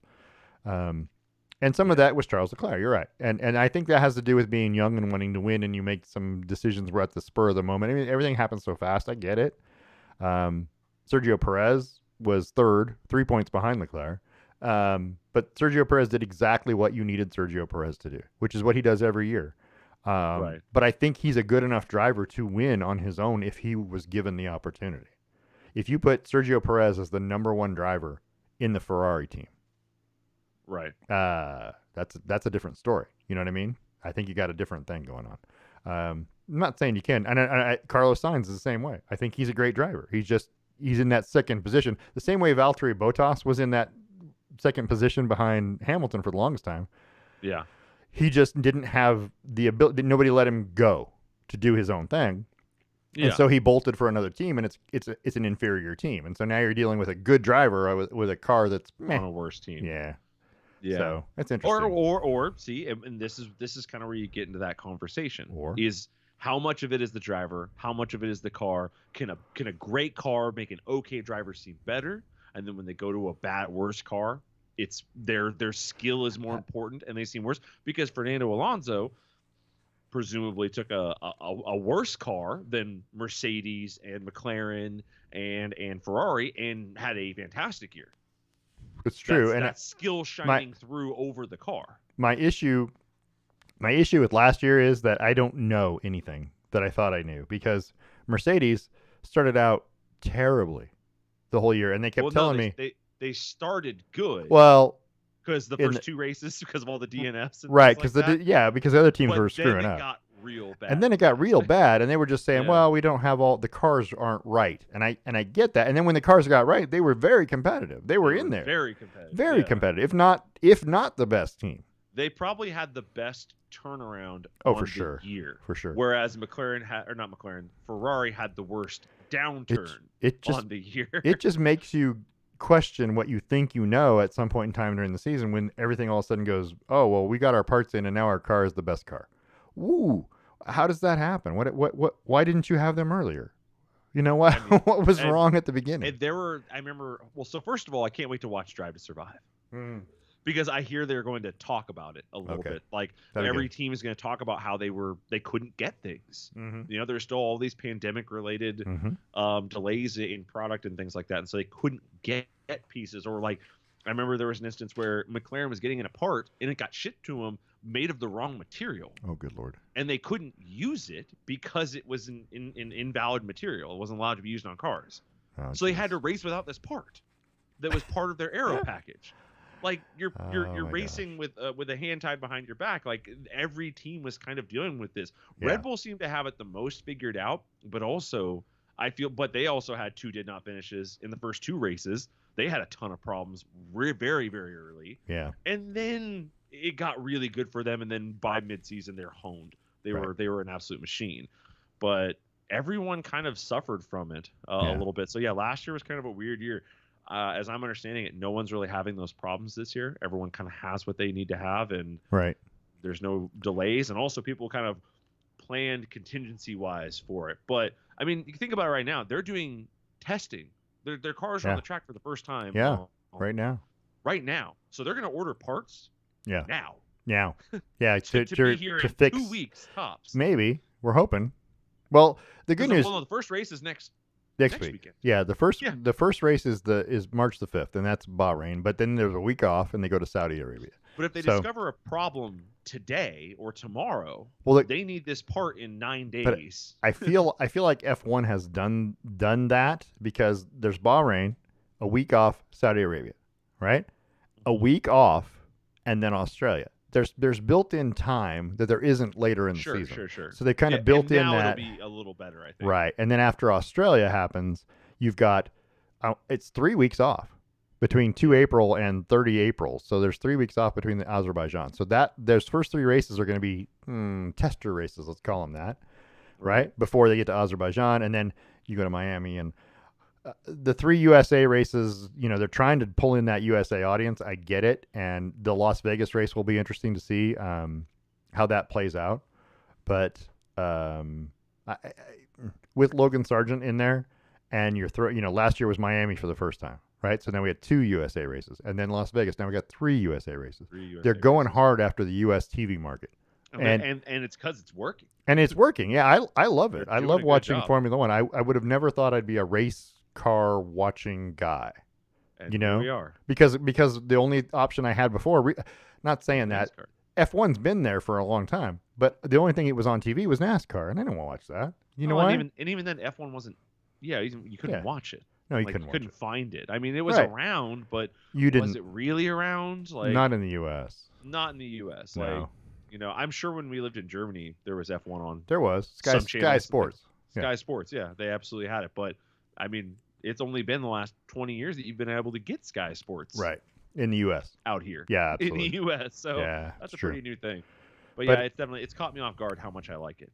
It really did. I mean, I was not sure that I would like watching racing, but the fact that it's road courses, you know what I mean? There's not all road. I mean, but you know what I mean? It's right turns, it's left turns, there's zigzags, there's chicanes. I mean, there's all this stuff.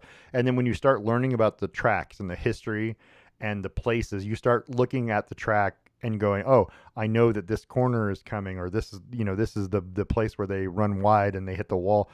You start learning that stuff and you start remembering it for next year, you know what I mean? And then you immediately go, oh, I can't wait to see them run it in Monaco, right?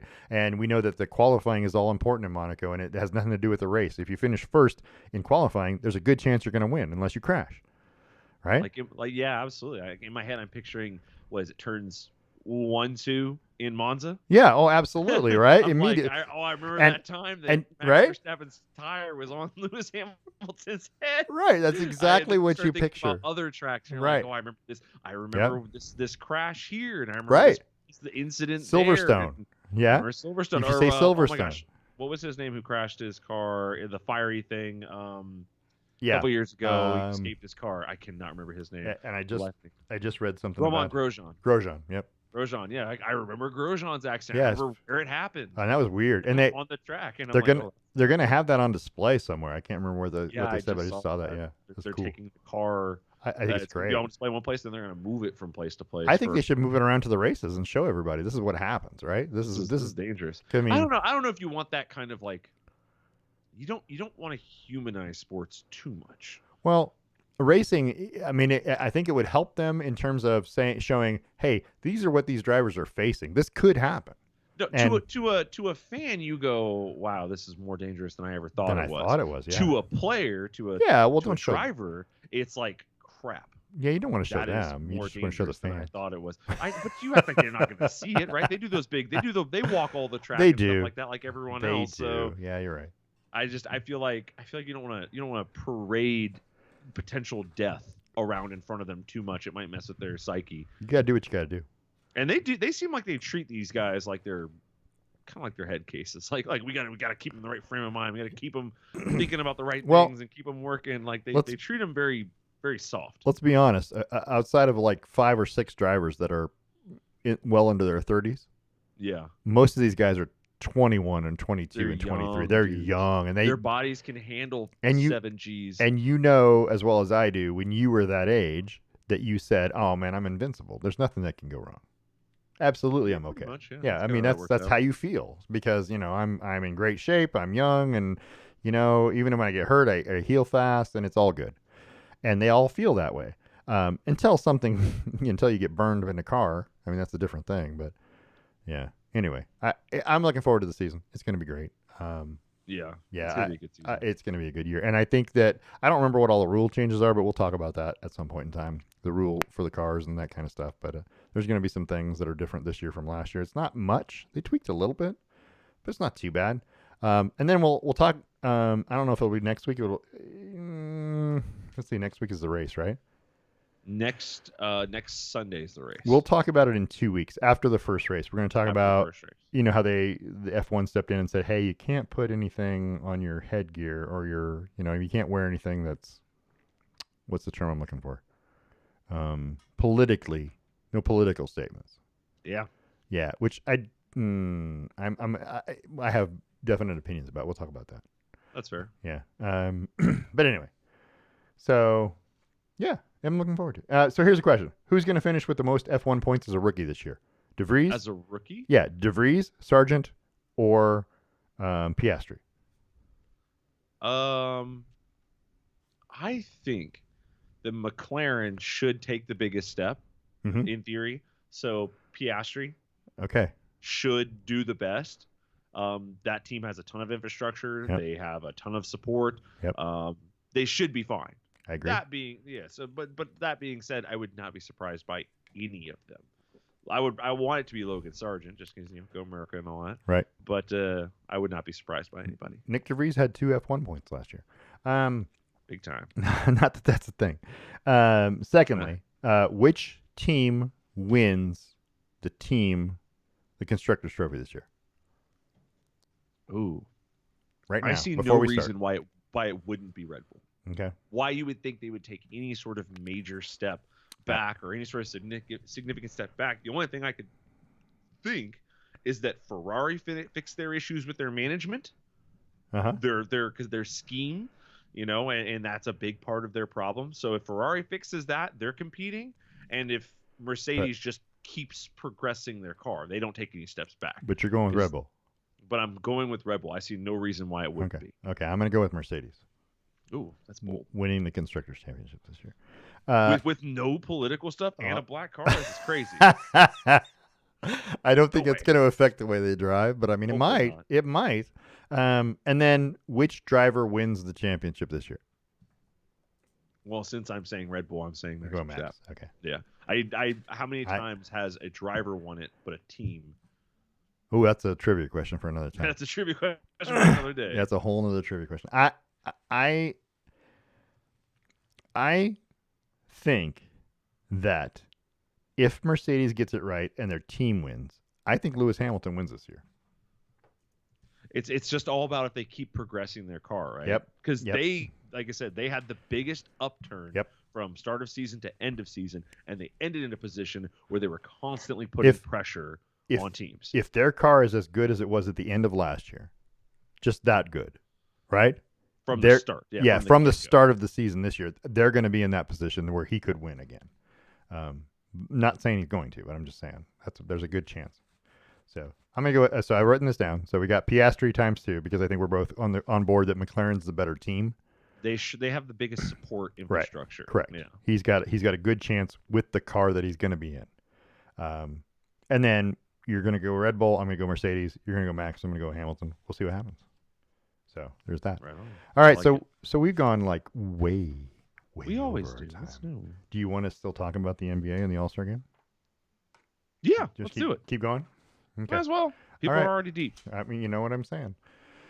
Let's do that then. I'm going to get in another temporary break here, but let's do that. So second half of the show brought to you by Boss Kitty Hand-Dyed Yarns. Be sure to tune into BossKittyLive.com for knit-alongs, games, fun, exclusive sales. I got to learn to slow down. Go on the BossKittyShop.com website and get your kitty glitter yarn. It's soft, sparkly, out of this world. It says so right there. But there's also mohair ball. You see that right there? Kitty glitter. Yeah, okay. Anyway, all that good stuff.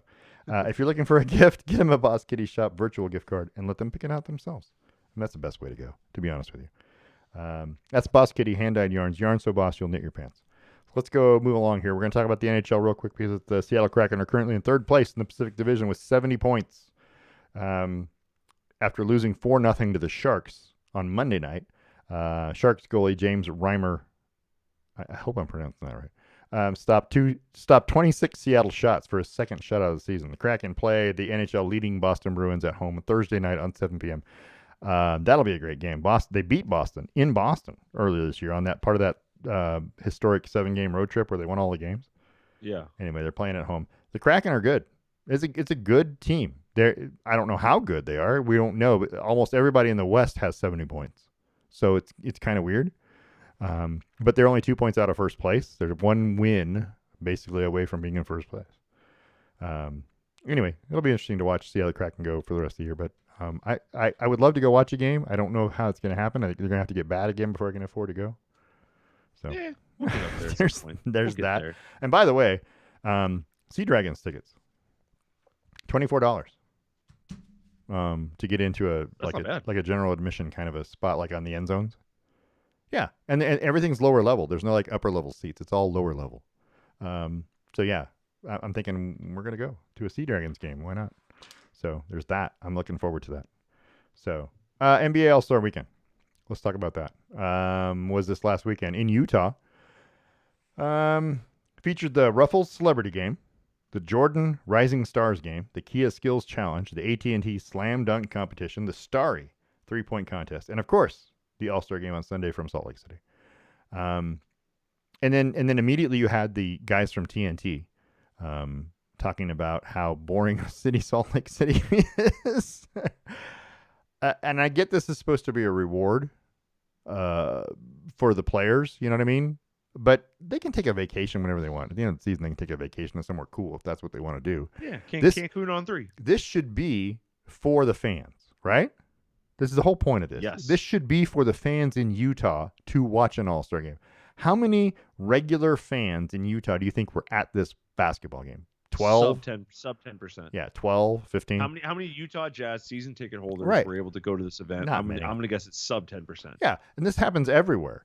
You know what I mean? Because they jack up the prices of these tickets, and it becomes a celebrity free-for-all, right? Because you saw me at the All-Star game. That's a big deal to them. It shouldn't be. It shouldn't be that way. This should travel around from city to city. It should never be in the same. It isn't, but I mean, it should never. It should just rotate through all of the NBA cities. Right. And each year it's different. And yeah, you're going to get some dud cities. I mean, there's nothing to do there. I get it. But your reward is at the end of the year, you can go to wherever the hell you want because you got enough money. Go take your vacation and do your thing. But in the meantime, you're going to play in Portland, which has never had an All-Star game. Right? Why not? Why not? So, they don't have what you're getting told is, we don't have the infrastructure for it. What do you mean? There's only so many people that fit in the stadium, and every week we have that many people in there at the Blazer game. Why is it not? Why? I don't understand. We don't have enough hotel rooms. We don't have enough luxury hotel rooms for all these people. Is that what you're saying? Not enough Uber rides? I don't know. It's weird. Do you want to know something I don't like about the All-Star game? What's that? Is that players are paid to be there. Ooh, really? Winners make $100,000 each.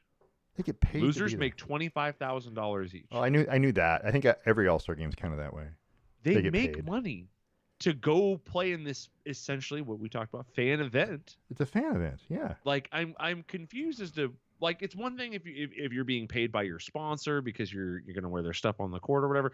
That's a different story. But the NBA is paying you to come here. Yeah, I don't know. And play basketball with no defense. You don't have to play half a game. You don't have to do anything. Right. And you can be moderately successful. I'll tell you though, you learn real fast who is a true shooter in these games. Because you see these guys will have like 30 shots from 3, but they'll only hit like 8 of them. Right. And then you see guys like Dame who are like 9 of 21. You're like, okay, that's respectable. Yeah, and he was 0 for 7 at one point, right? I mean, I think he hit his first one and then was like 0 for 7. And I'm like, okay, so yeah, he came back. Crazy run. Yeah, he was hot after that. Yeah, I don't know. I just don't like them being paid. I don't think this event needs like is that how we have to incentivize players clearly to participate in the All-Star game is to pay them? And this also explains why you see them playing, if the games are close, they play a little defense down the stretch, a little because they want that extra $75K each for the win, right?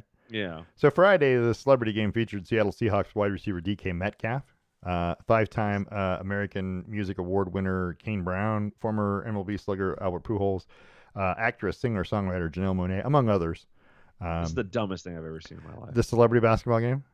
DK Metcalf was really good. I mean, he's no way. 6'6" DK Metcalf. He's big and strong. DK Metcalf can play basketball. Weird, Least huh? surprising thing I've ever heard. He can dunk on Janelle Monáe. Janelle Monáe is who he's playing bud. against, You're fantastic. Right. Do it on Rudy Gobert and come send me an email. Well, all right. Like I don't care about watching DK Metcalf yam down freaking yam down dunks on Janelle Monáe. So I also or Mac Miller or whoever the hell. So I know Mac Miller. But I don't know. Or whoever else is trying to defend him.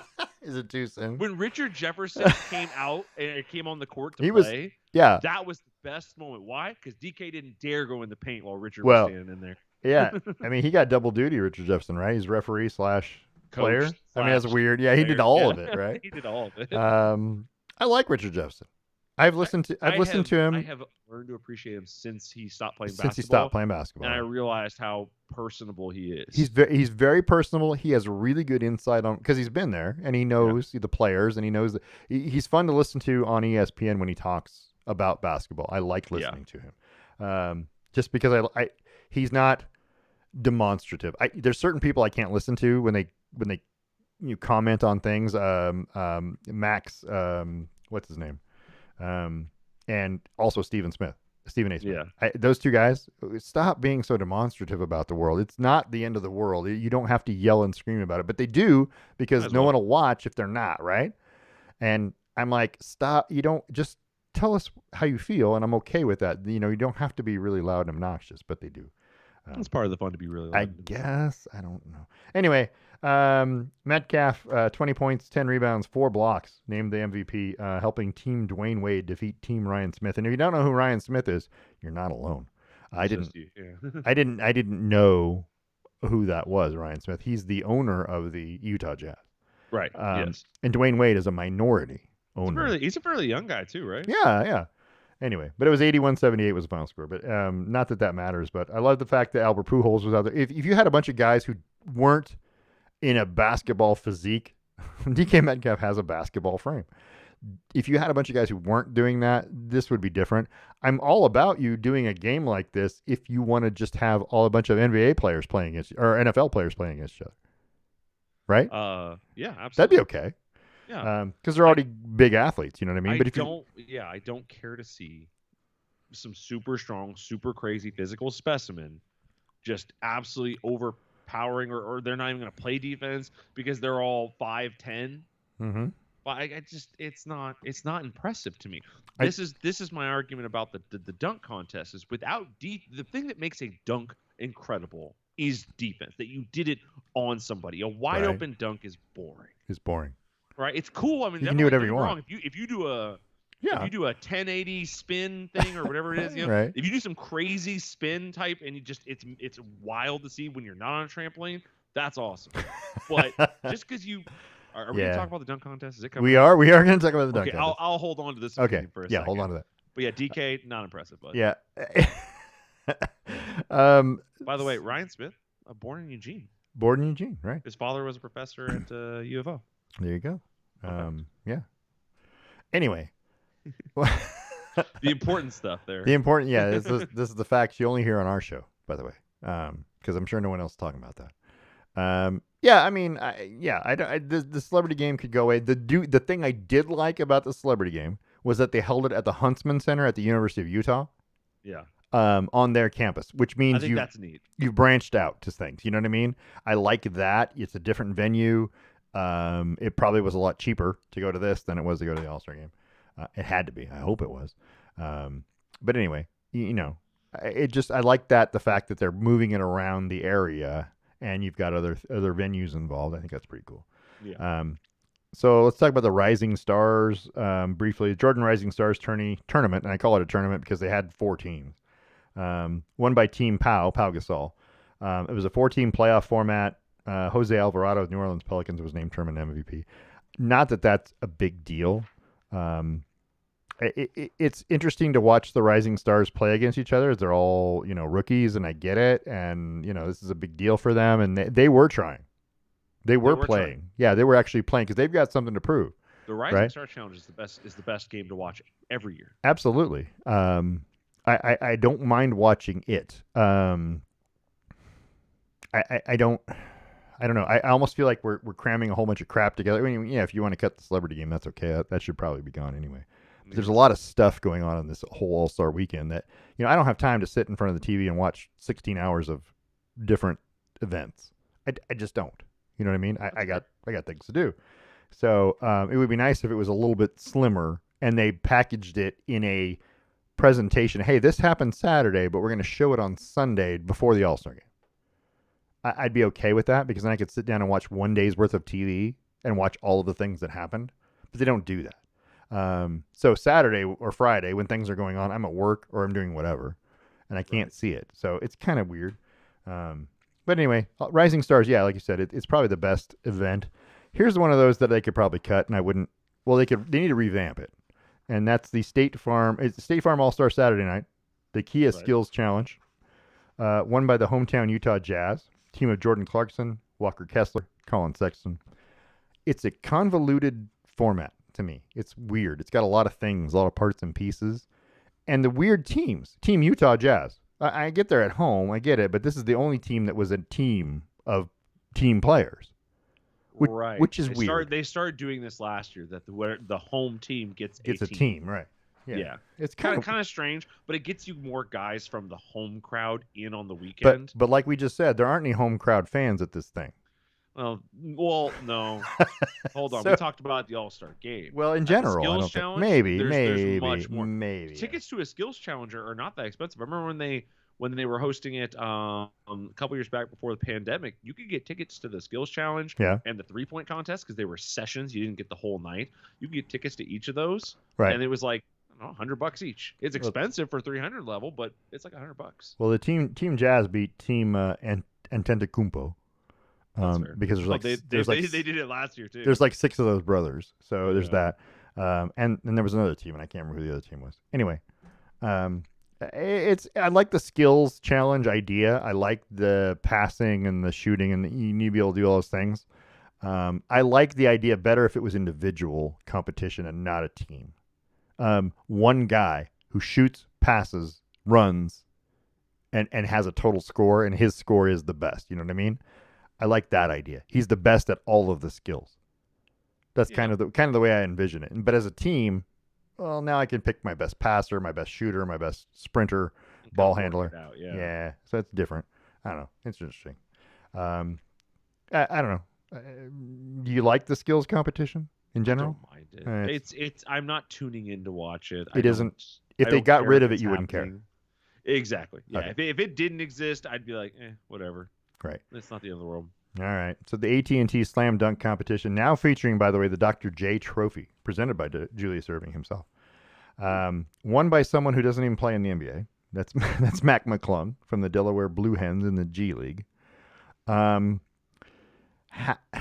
He scored perfect 50s on all but one dunk, right? To win the contest over Trey Murphy of the Pelicans.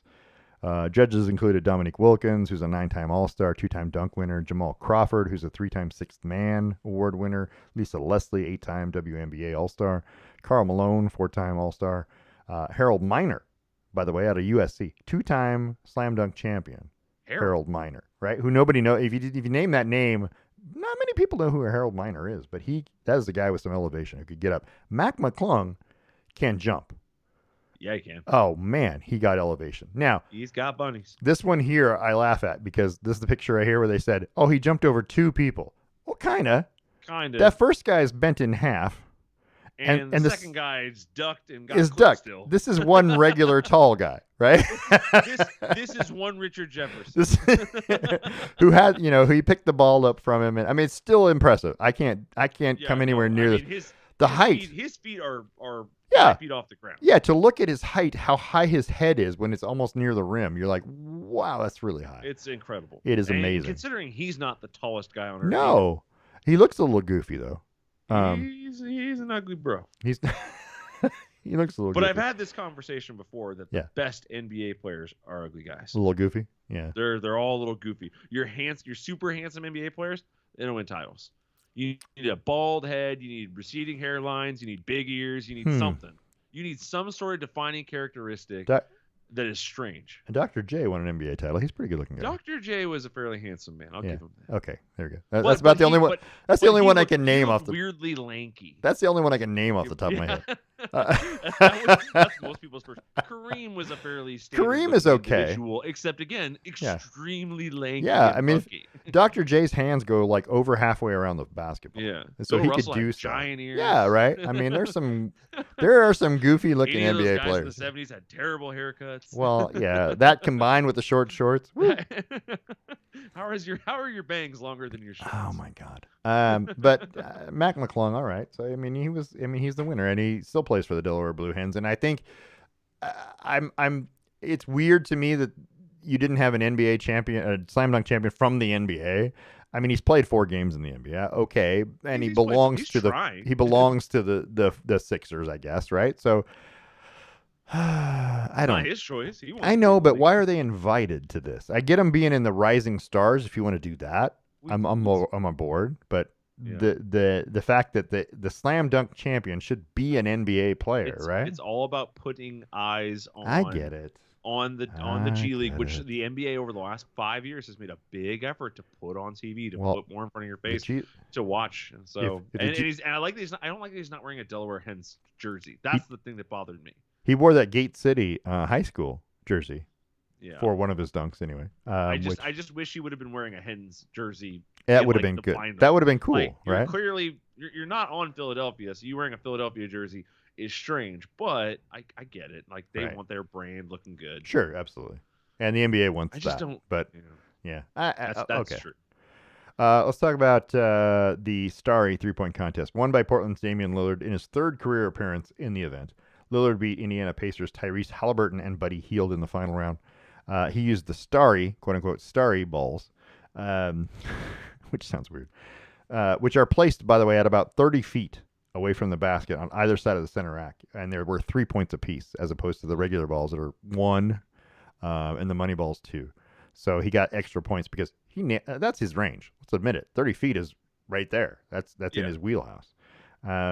Anyway, he used those to score some extra points. He drained the last 2-point ball from the corner at the buzzer to seal the victory. He was on fire, and I love the fact that he wore his Weber State uniform. I think it's cool. It is cool. There were a lot of people who were like, "Oh, he should have been wearing a Blazer uniform." I'm like, no, who gives a No, crap? we don't care. He's playing in his college town. Yeah, right, Like, exactly. ish. You know, yeah, right up it's the adjacent, street. but, Yeah, you know, that's cool. I think that's neat. The That only was thing I neat. didn't like is that it isn't period appropriate.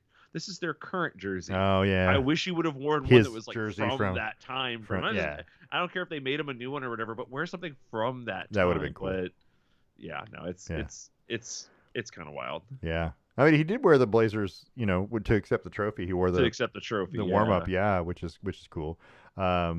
I like the fact that he had said while he was warming up for it at some point in time. I don't remember who he was talking to, but he said he's mic'd up, so he says it on the sidelines. He goes, if I don't win it, I'm done, right? So I might as well go out and win it, right? So I might as well go out and Yeah, win it. I'm like, yeah, that's right. That's the right answer. He goes, if I don't win it, I'm not competing again. And so he goes not a up. bad attitude to have. He just goes out and wins, and why not? He's fantastic. Yeah, and then of course we have the All-Star game itself, which happened on Sunday. Team Giannis beat Team LeBron 184 to 175, mostly powered by Jason Tatum's 55 points and no defense. Defense. Yeah, it was an All-Star game record, 55 points, by the way. 52 was the previous record. Yeah. No defense, 7 total fouls in this game, by the way. 7. Where are the refs? Lots of traveling that wasn't called because everything's okay. Loads of travel. Right. LeBron got hurt trying to block a shot. So that's further proof that you shouldn't play defense in these games, right? Because he got hurt. Yeah. I tried to watch this game. I watched a full 3 minutes of the first quarter. And I went, what am I watching here? And even the coach, Malone, for the Jazz, yeah, who said, this is the worst game I've ever seen. You can't argue with that because there's nobody playing any kind of anything, and it's just a shooting practice and a dunk practice, and that's all it is. And if that's what the fans want to see, then great, then just keep doing it. But I just couldn't watch it. I'm like, there's nothing happening here but, guys, let's pass the ball around till somebody's, okay, here, throw up a 3. Oh, okay, let me drive to the basket and dunk. No one's going to get in your way. Well, and that's what I was saying, started to rant on earlier, then talked about the dunk contest. But is that I have watched D1 athletes in an empty gym do some of the most incredible stuff. Yeah. And not one of those guys will ever even whiff the NBA. Right. It is not that impressive to watch wide open dunks, right. wide open threes.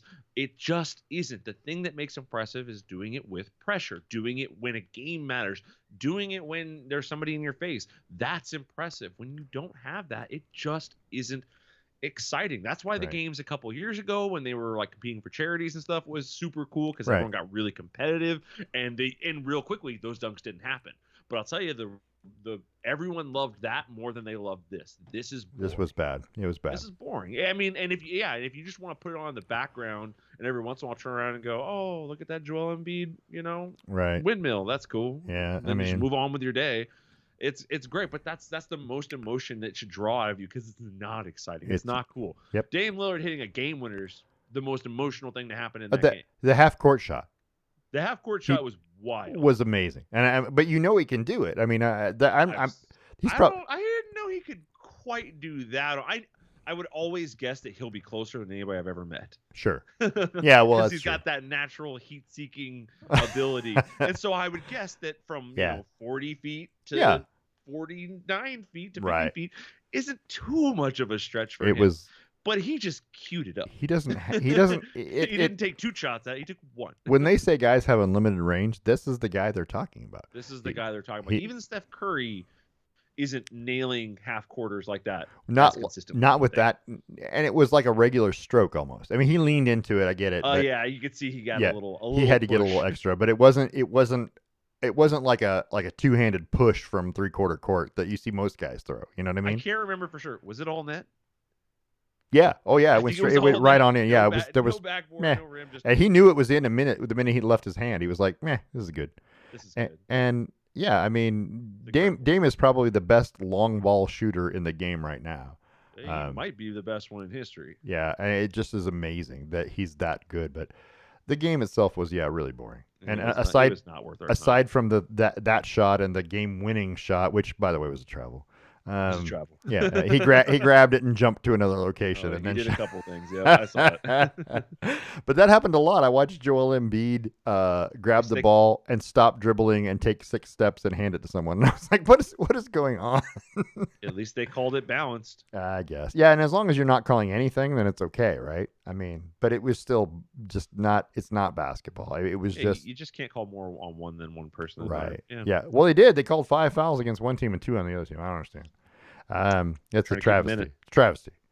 And I don't like the last quarter being a target score thing either. I get the tribute to Kobe, and I'm all about they renaming the trophy for the most valuable player, the Kobe Bryant trophy. I'm okay with that.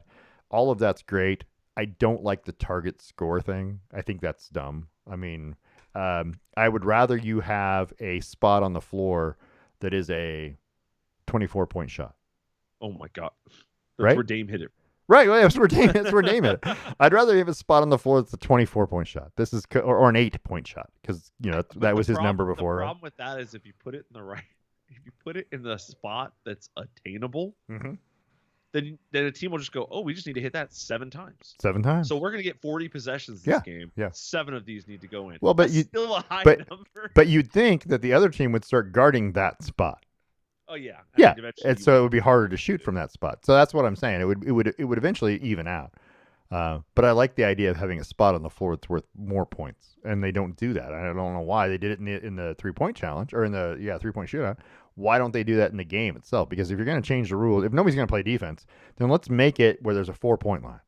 Let's make it where there's a 5-point line. You know what I mean? I do agree with that. Let's put a 4-point line. Yeah. Let me see. All right, if you're not going to give me defense, let me see some incredible things. Dame did it. How about this? What if you say, hey, we're going to eliminate 2-point shots in this game, right? There are no 2-point shots. No shooting. Yeah. Anything under the 3-point line is 1 point. Everything outside the 3-point line is worth 3. And here's the 4-point line.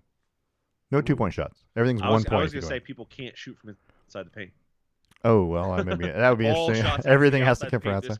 That would be interesting too. Well, maybe everyone's got to defend at the 3-point line, which means you have a tight window. Maybe you should do that by quarter. Hey, it's the first quarter, right? Number 1, everything's worth 1 point. In the second quarter, everything's worth 2 points. In the third quarter, everything's worth 3 points, no matter where you shoot it from. This quarter dunks count for double. This quarter 3 points count double. Yeah, there's make a rule. You could do a lot of changes, but anyway, I just think there needs to be something on the line. I don't like the draft. I absolutely don't like this. I don't like the fact that they're mixed up. I like it being West versus East and have something to play for. There's some pride involved. We want the Western Conference to win. There's nothing to play for. That's not it anymore. But these guys don't have anything to play for. There never was anything to play for other than money. I get it. Apparently. I just feel like you should have something different. I don't like the draft because it's dumb. And I don't.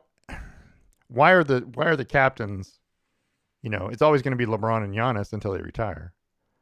So presumably, let's just stop doing that. And how about you rotate it so that the 2 captains from last year can't be captains next year? You know I do like that idea. I do like the idea that you rotate it around, flip them year to year, and not just have not just have the same Right. people over and over and over again. That'd be great. Have the coaches, quote unquote, who don't coach anything in this game, by the way. Have the coaches, quote unquote, name the captains for the draw. All-star coaches. That's got to be a cool one. Yeah. I Or never have heard a them coach say I am a 5-time all-star coach. right, or have them do the picking. The coaches Yeah. do the picking. Yeah. Yeah. I don't know. I don't know. There's got to be a way to change it. I just don't like it. Kyrie Irving looked like he was trying, but I think he's got a lot of making up to do. Yeah. For For other stuff. What? Yeah. I mean, just in general, I mean, past history. stats. I feel like, yeah, he's going to go ruin another franchise, but I mean, what do I know? Maybe. Maybe we don't know yet. TBD. We'll find out if he ruins Luca, because the two can't play together. I mean, that's possible. Anyway, let's talk about some quick NBA moves that are happening. Patrick Beverley reaching a deal with Chicago Bulls to help them make a playoff push. Beverley became a free agent when the Lakers traded him to Orlando before the deadline, and he was waived after reaching a buyout. So I didn't know that was how this worked, but apparently this is how this works, is that they trade them to someone who really can't afford them. Right. And then they do some sort of buyout deal, and then they're free agents. This is like Right. a common occurrence. Yeah. Just moving them along. They're moving them along, or maybe they're moving to someone who can afford them, who has room to pay them out. And I'm wondering, how does that work? Because are the Lakers paying Beverley, paying the Bulls to take him? Ooh. You know that right? I don't know. Because I don't think you can do that. But that would make sense if I'm paying you to take him, and then you cut him, do the buyout and then waive him. That's the same as us buying him out, but I don't have enough money to buy him out. Right? Yeah. Why didn't the Lakers just buy him out? Because they didn't want to spend that money. It's weird. It seems weird to me. Anyway, but there's that. Patrick Beverley's going to be a Chicago Bull. He's a talent. I mean, he can help them. I don't know if the Chicago Bulls are where he wants to be, and if they're any kind of good. I don't think they're going to make it anywhere in the playoffs, but there's that. He's a waste of time offensively, but he's a defensive player. Right. Myers Leonard, going back to the NBA after signing a 10-day deal with Milwaukee. Leonard used an anti-Semitic slur during a video game live stream back in 2021. He was immediately traded from the Miami Heat to the Oklahoma City Thunder, who immediately waived him. Which is, again, like I'm saying, that's exactly what happens. They trade him to somebody who waives him. Right. He was suspended, by the way, by the NBA for 1 week and fined $50,000. That's all he was. Right. That's the only punishment he got. But he was out of the NBA for 2 years because no one is willing to go, you're okay. Maybe the NBA had something to do with that and wasn't going to allow him back. There might have been conditions. I don't know. But it doesn't say that. And the only thing he has is for terms of punishment was a 1 week suspension. So the question is, has he paid his debt to society? You asked me this question, and I will tell you, I don't know.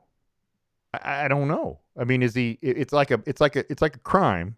You know what I mean? To use the anti-Semitic slur, Right. and is he better now? Is he going to not do that anymore? Has he learned from what he did? And the NBA is saying, well, yeah, he reached out to local community leaders and he went to did all this, and I get it. But did he do that because he needed to get back in the NBA, or did he do it because he really wanted to change? I don't know the answer to that. I don't know. I mean, he's not very old. No, right? he's young. Yeah. He's a young guy, and he's playing a video game that's feel set in a period, right? Yeah. I'm not saying that one thing or another is okay, but when you consider that it's a World War II video game, which is what he was playing, That's true. and he was playing as German soldiers. It's true. By the way, Is this anything worse than a German soldier did? That sort of thing. you might have heard it in the video game too. No, you did not. Oh, well, that's true. That's a good No, point. that's 100% not true. Definitely not in the video game. Myers Leonard, by the way, is 30. Yeah, he's 30. He's. I mean, again, he's right in that Gonna turn 31. that peak veteran phase. Yeah. Of his NBA career, and I don't know. I can't say that he. I don't think using words necessarily deserves to be punished. As long as there is incentive for you to become educated about why this is good or bad, right? So the NBA suspended him 10 days. The teams just definitely course corrected because they didn't need him. I mean, those Miami Heat teams have been fine steering into the playoffs without him. It's true. So it wasn't important to keep him around. It was more important to send a message to your fans who may be Jewish than it was to, or your fans may be sympathetic to derogatory slurs and things like that. So I don't know that. I mean, the guy has been out of the league for 2 years, a year and a half. Yeah. And he used an inappropriate phrase. He did. I mean, I've called somebody an asshole before. That's not a nice phrase. No, but that's hurtful. It's definitely derogatory. But it's not targeted at a specific group or people or color or religion. Absolutely, everyone can be an asshole. He didn't throw this phrase out to some random situation. He threw it out in a very specific situation that was directly tied to Jewish people. Not defending the actions, because I don't do that, so it's not really a problem. It has never crossed my mind to do that, but I can see a scenario where a young guy being an idiot, all this money he has, he was playing professional video games at the time. He was part of FaZe Clan, which is a big esports game company not company organization. So I can see a scenario where that just pops out of your mouth because you're not educated enough about why that's inappropriate. And again, the phrase that he used, right now, go to a high school, ask 60 kids what it means. That's true. They don't know. They don't know what it means. So why would you think it's derogatory? It's a dead phrase. It's a phrase that was really insulting for a very long period of time, starting in 1930s. Because the way I read about this phrase is that it comes back to Ellis Island. Sure. Like in the way Jewish immigrants would sign their names with a circle, and there's a phrase that connects to that, and the phrase got shortened. But no one knows there's a lot of people out there who don't know what this means. So I can see him making the mistake of using it, thinking it's more harmless than it is. So I guess my issue, I don't have a ton of issues. He's coming back. He's been gone for 2 years. Okay. If he's learned from it and he's not going to do it again, you know what I mean? Then yeah, okay, why not? Everybody deserves a second chance, right? It's a thing. I get it. My issue, I guess, is that there's no way to know if you did what you did to get back in the NBA because you wanted to get back in the NBA and there's a lot of money involved, or if you really wanted to grow as a person and learn from what you did. That's hard to judge, and there's no way we're going to know that unless he, even if he doesn't do it again. He just learned from that one mistake and has learned not to do that, even though he still might believe it. I'm not saying he does, but I'm just saying you don't know. You're never going to know. So there's that. I'm sure he learned not to live stream video games anymore. So there's that. Well, what I'll tell you is that, like, when Mike Vick did his things with the dogs and got in trouble, he then came back and he set up shelters and donated money. Everyone was like, okay, you're just doing that to get back. To get back. And then when he was reinstated and teams, were interested in things like that, he kept doing it. And then when he retired, he kept doing it. Yeah, and he still runs. He runs almost 50 shelters across Georgia, across the South. Does that make up for what he did? Yes. Okay. I mean, in my opinion, I mean, you can do it in numbers if you want. How many dogs were hurt? How many dogs has he saved? But you can straight verify it that way, or you can say that the bad that you did created a moment for you to become better, become good, and then you seized that moment. My underlying question for all of these things is if you hadn't have been caught doing what you did, would you still be doing what you were doing? I think Mike Vick would have. Yeah, exactly. So but I don't know that Myers Leonard. I don't know. Yeah, I don't know about would have. Right. Again, it's a phrase that I'm not 100% sure he knew it was an insult, but he didn't quite know why the magnitude of it. Right. Yeah. And again, it was within the context of a very specific. And I get that. So I can see him not doing it at again age once he 28 learns. or whatever he was. Or if even it wasn't a big deal, like somebody like, oh, dude, you shouldn't say that.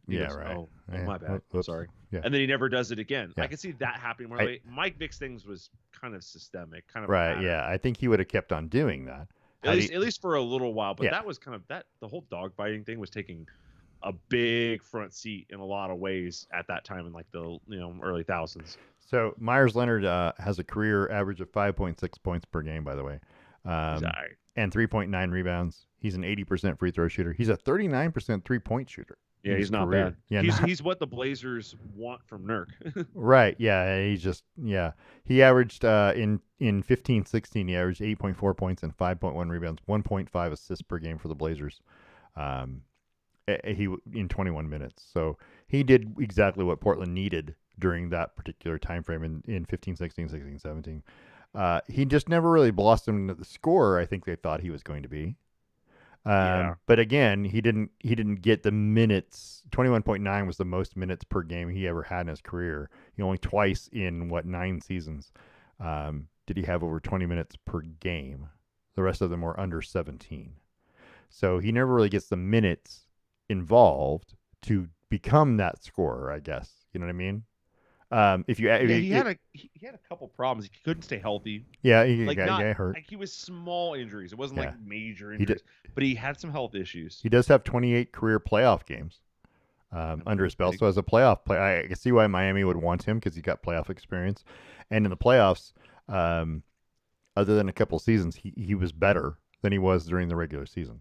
and So situationally, he extends the floor. If he can shoot the yeah, three that well, oh yeah, you can't put in his a Al Horford. his He has to come yeah, out in defense. You're going to go and, smaller, which is hopefully going to enable the other team to kind of counter you. yeah. In 20, and so in 28 career playoff games, he's a 48% 3-point shooter.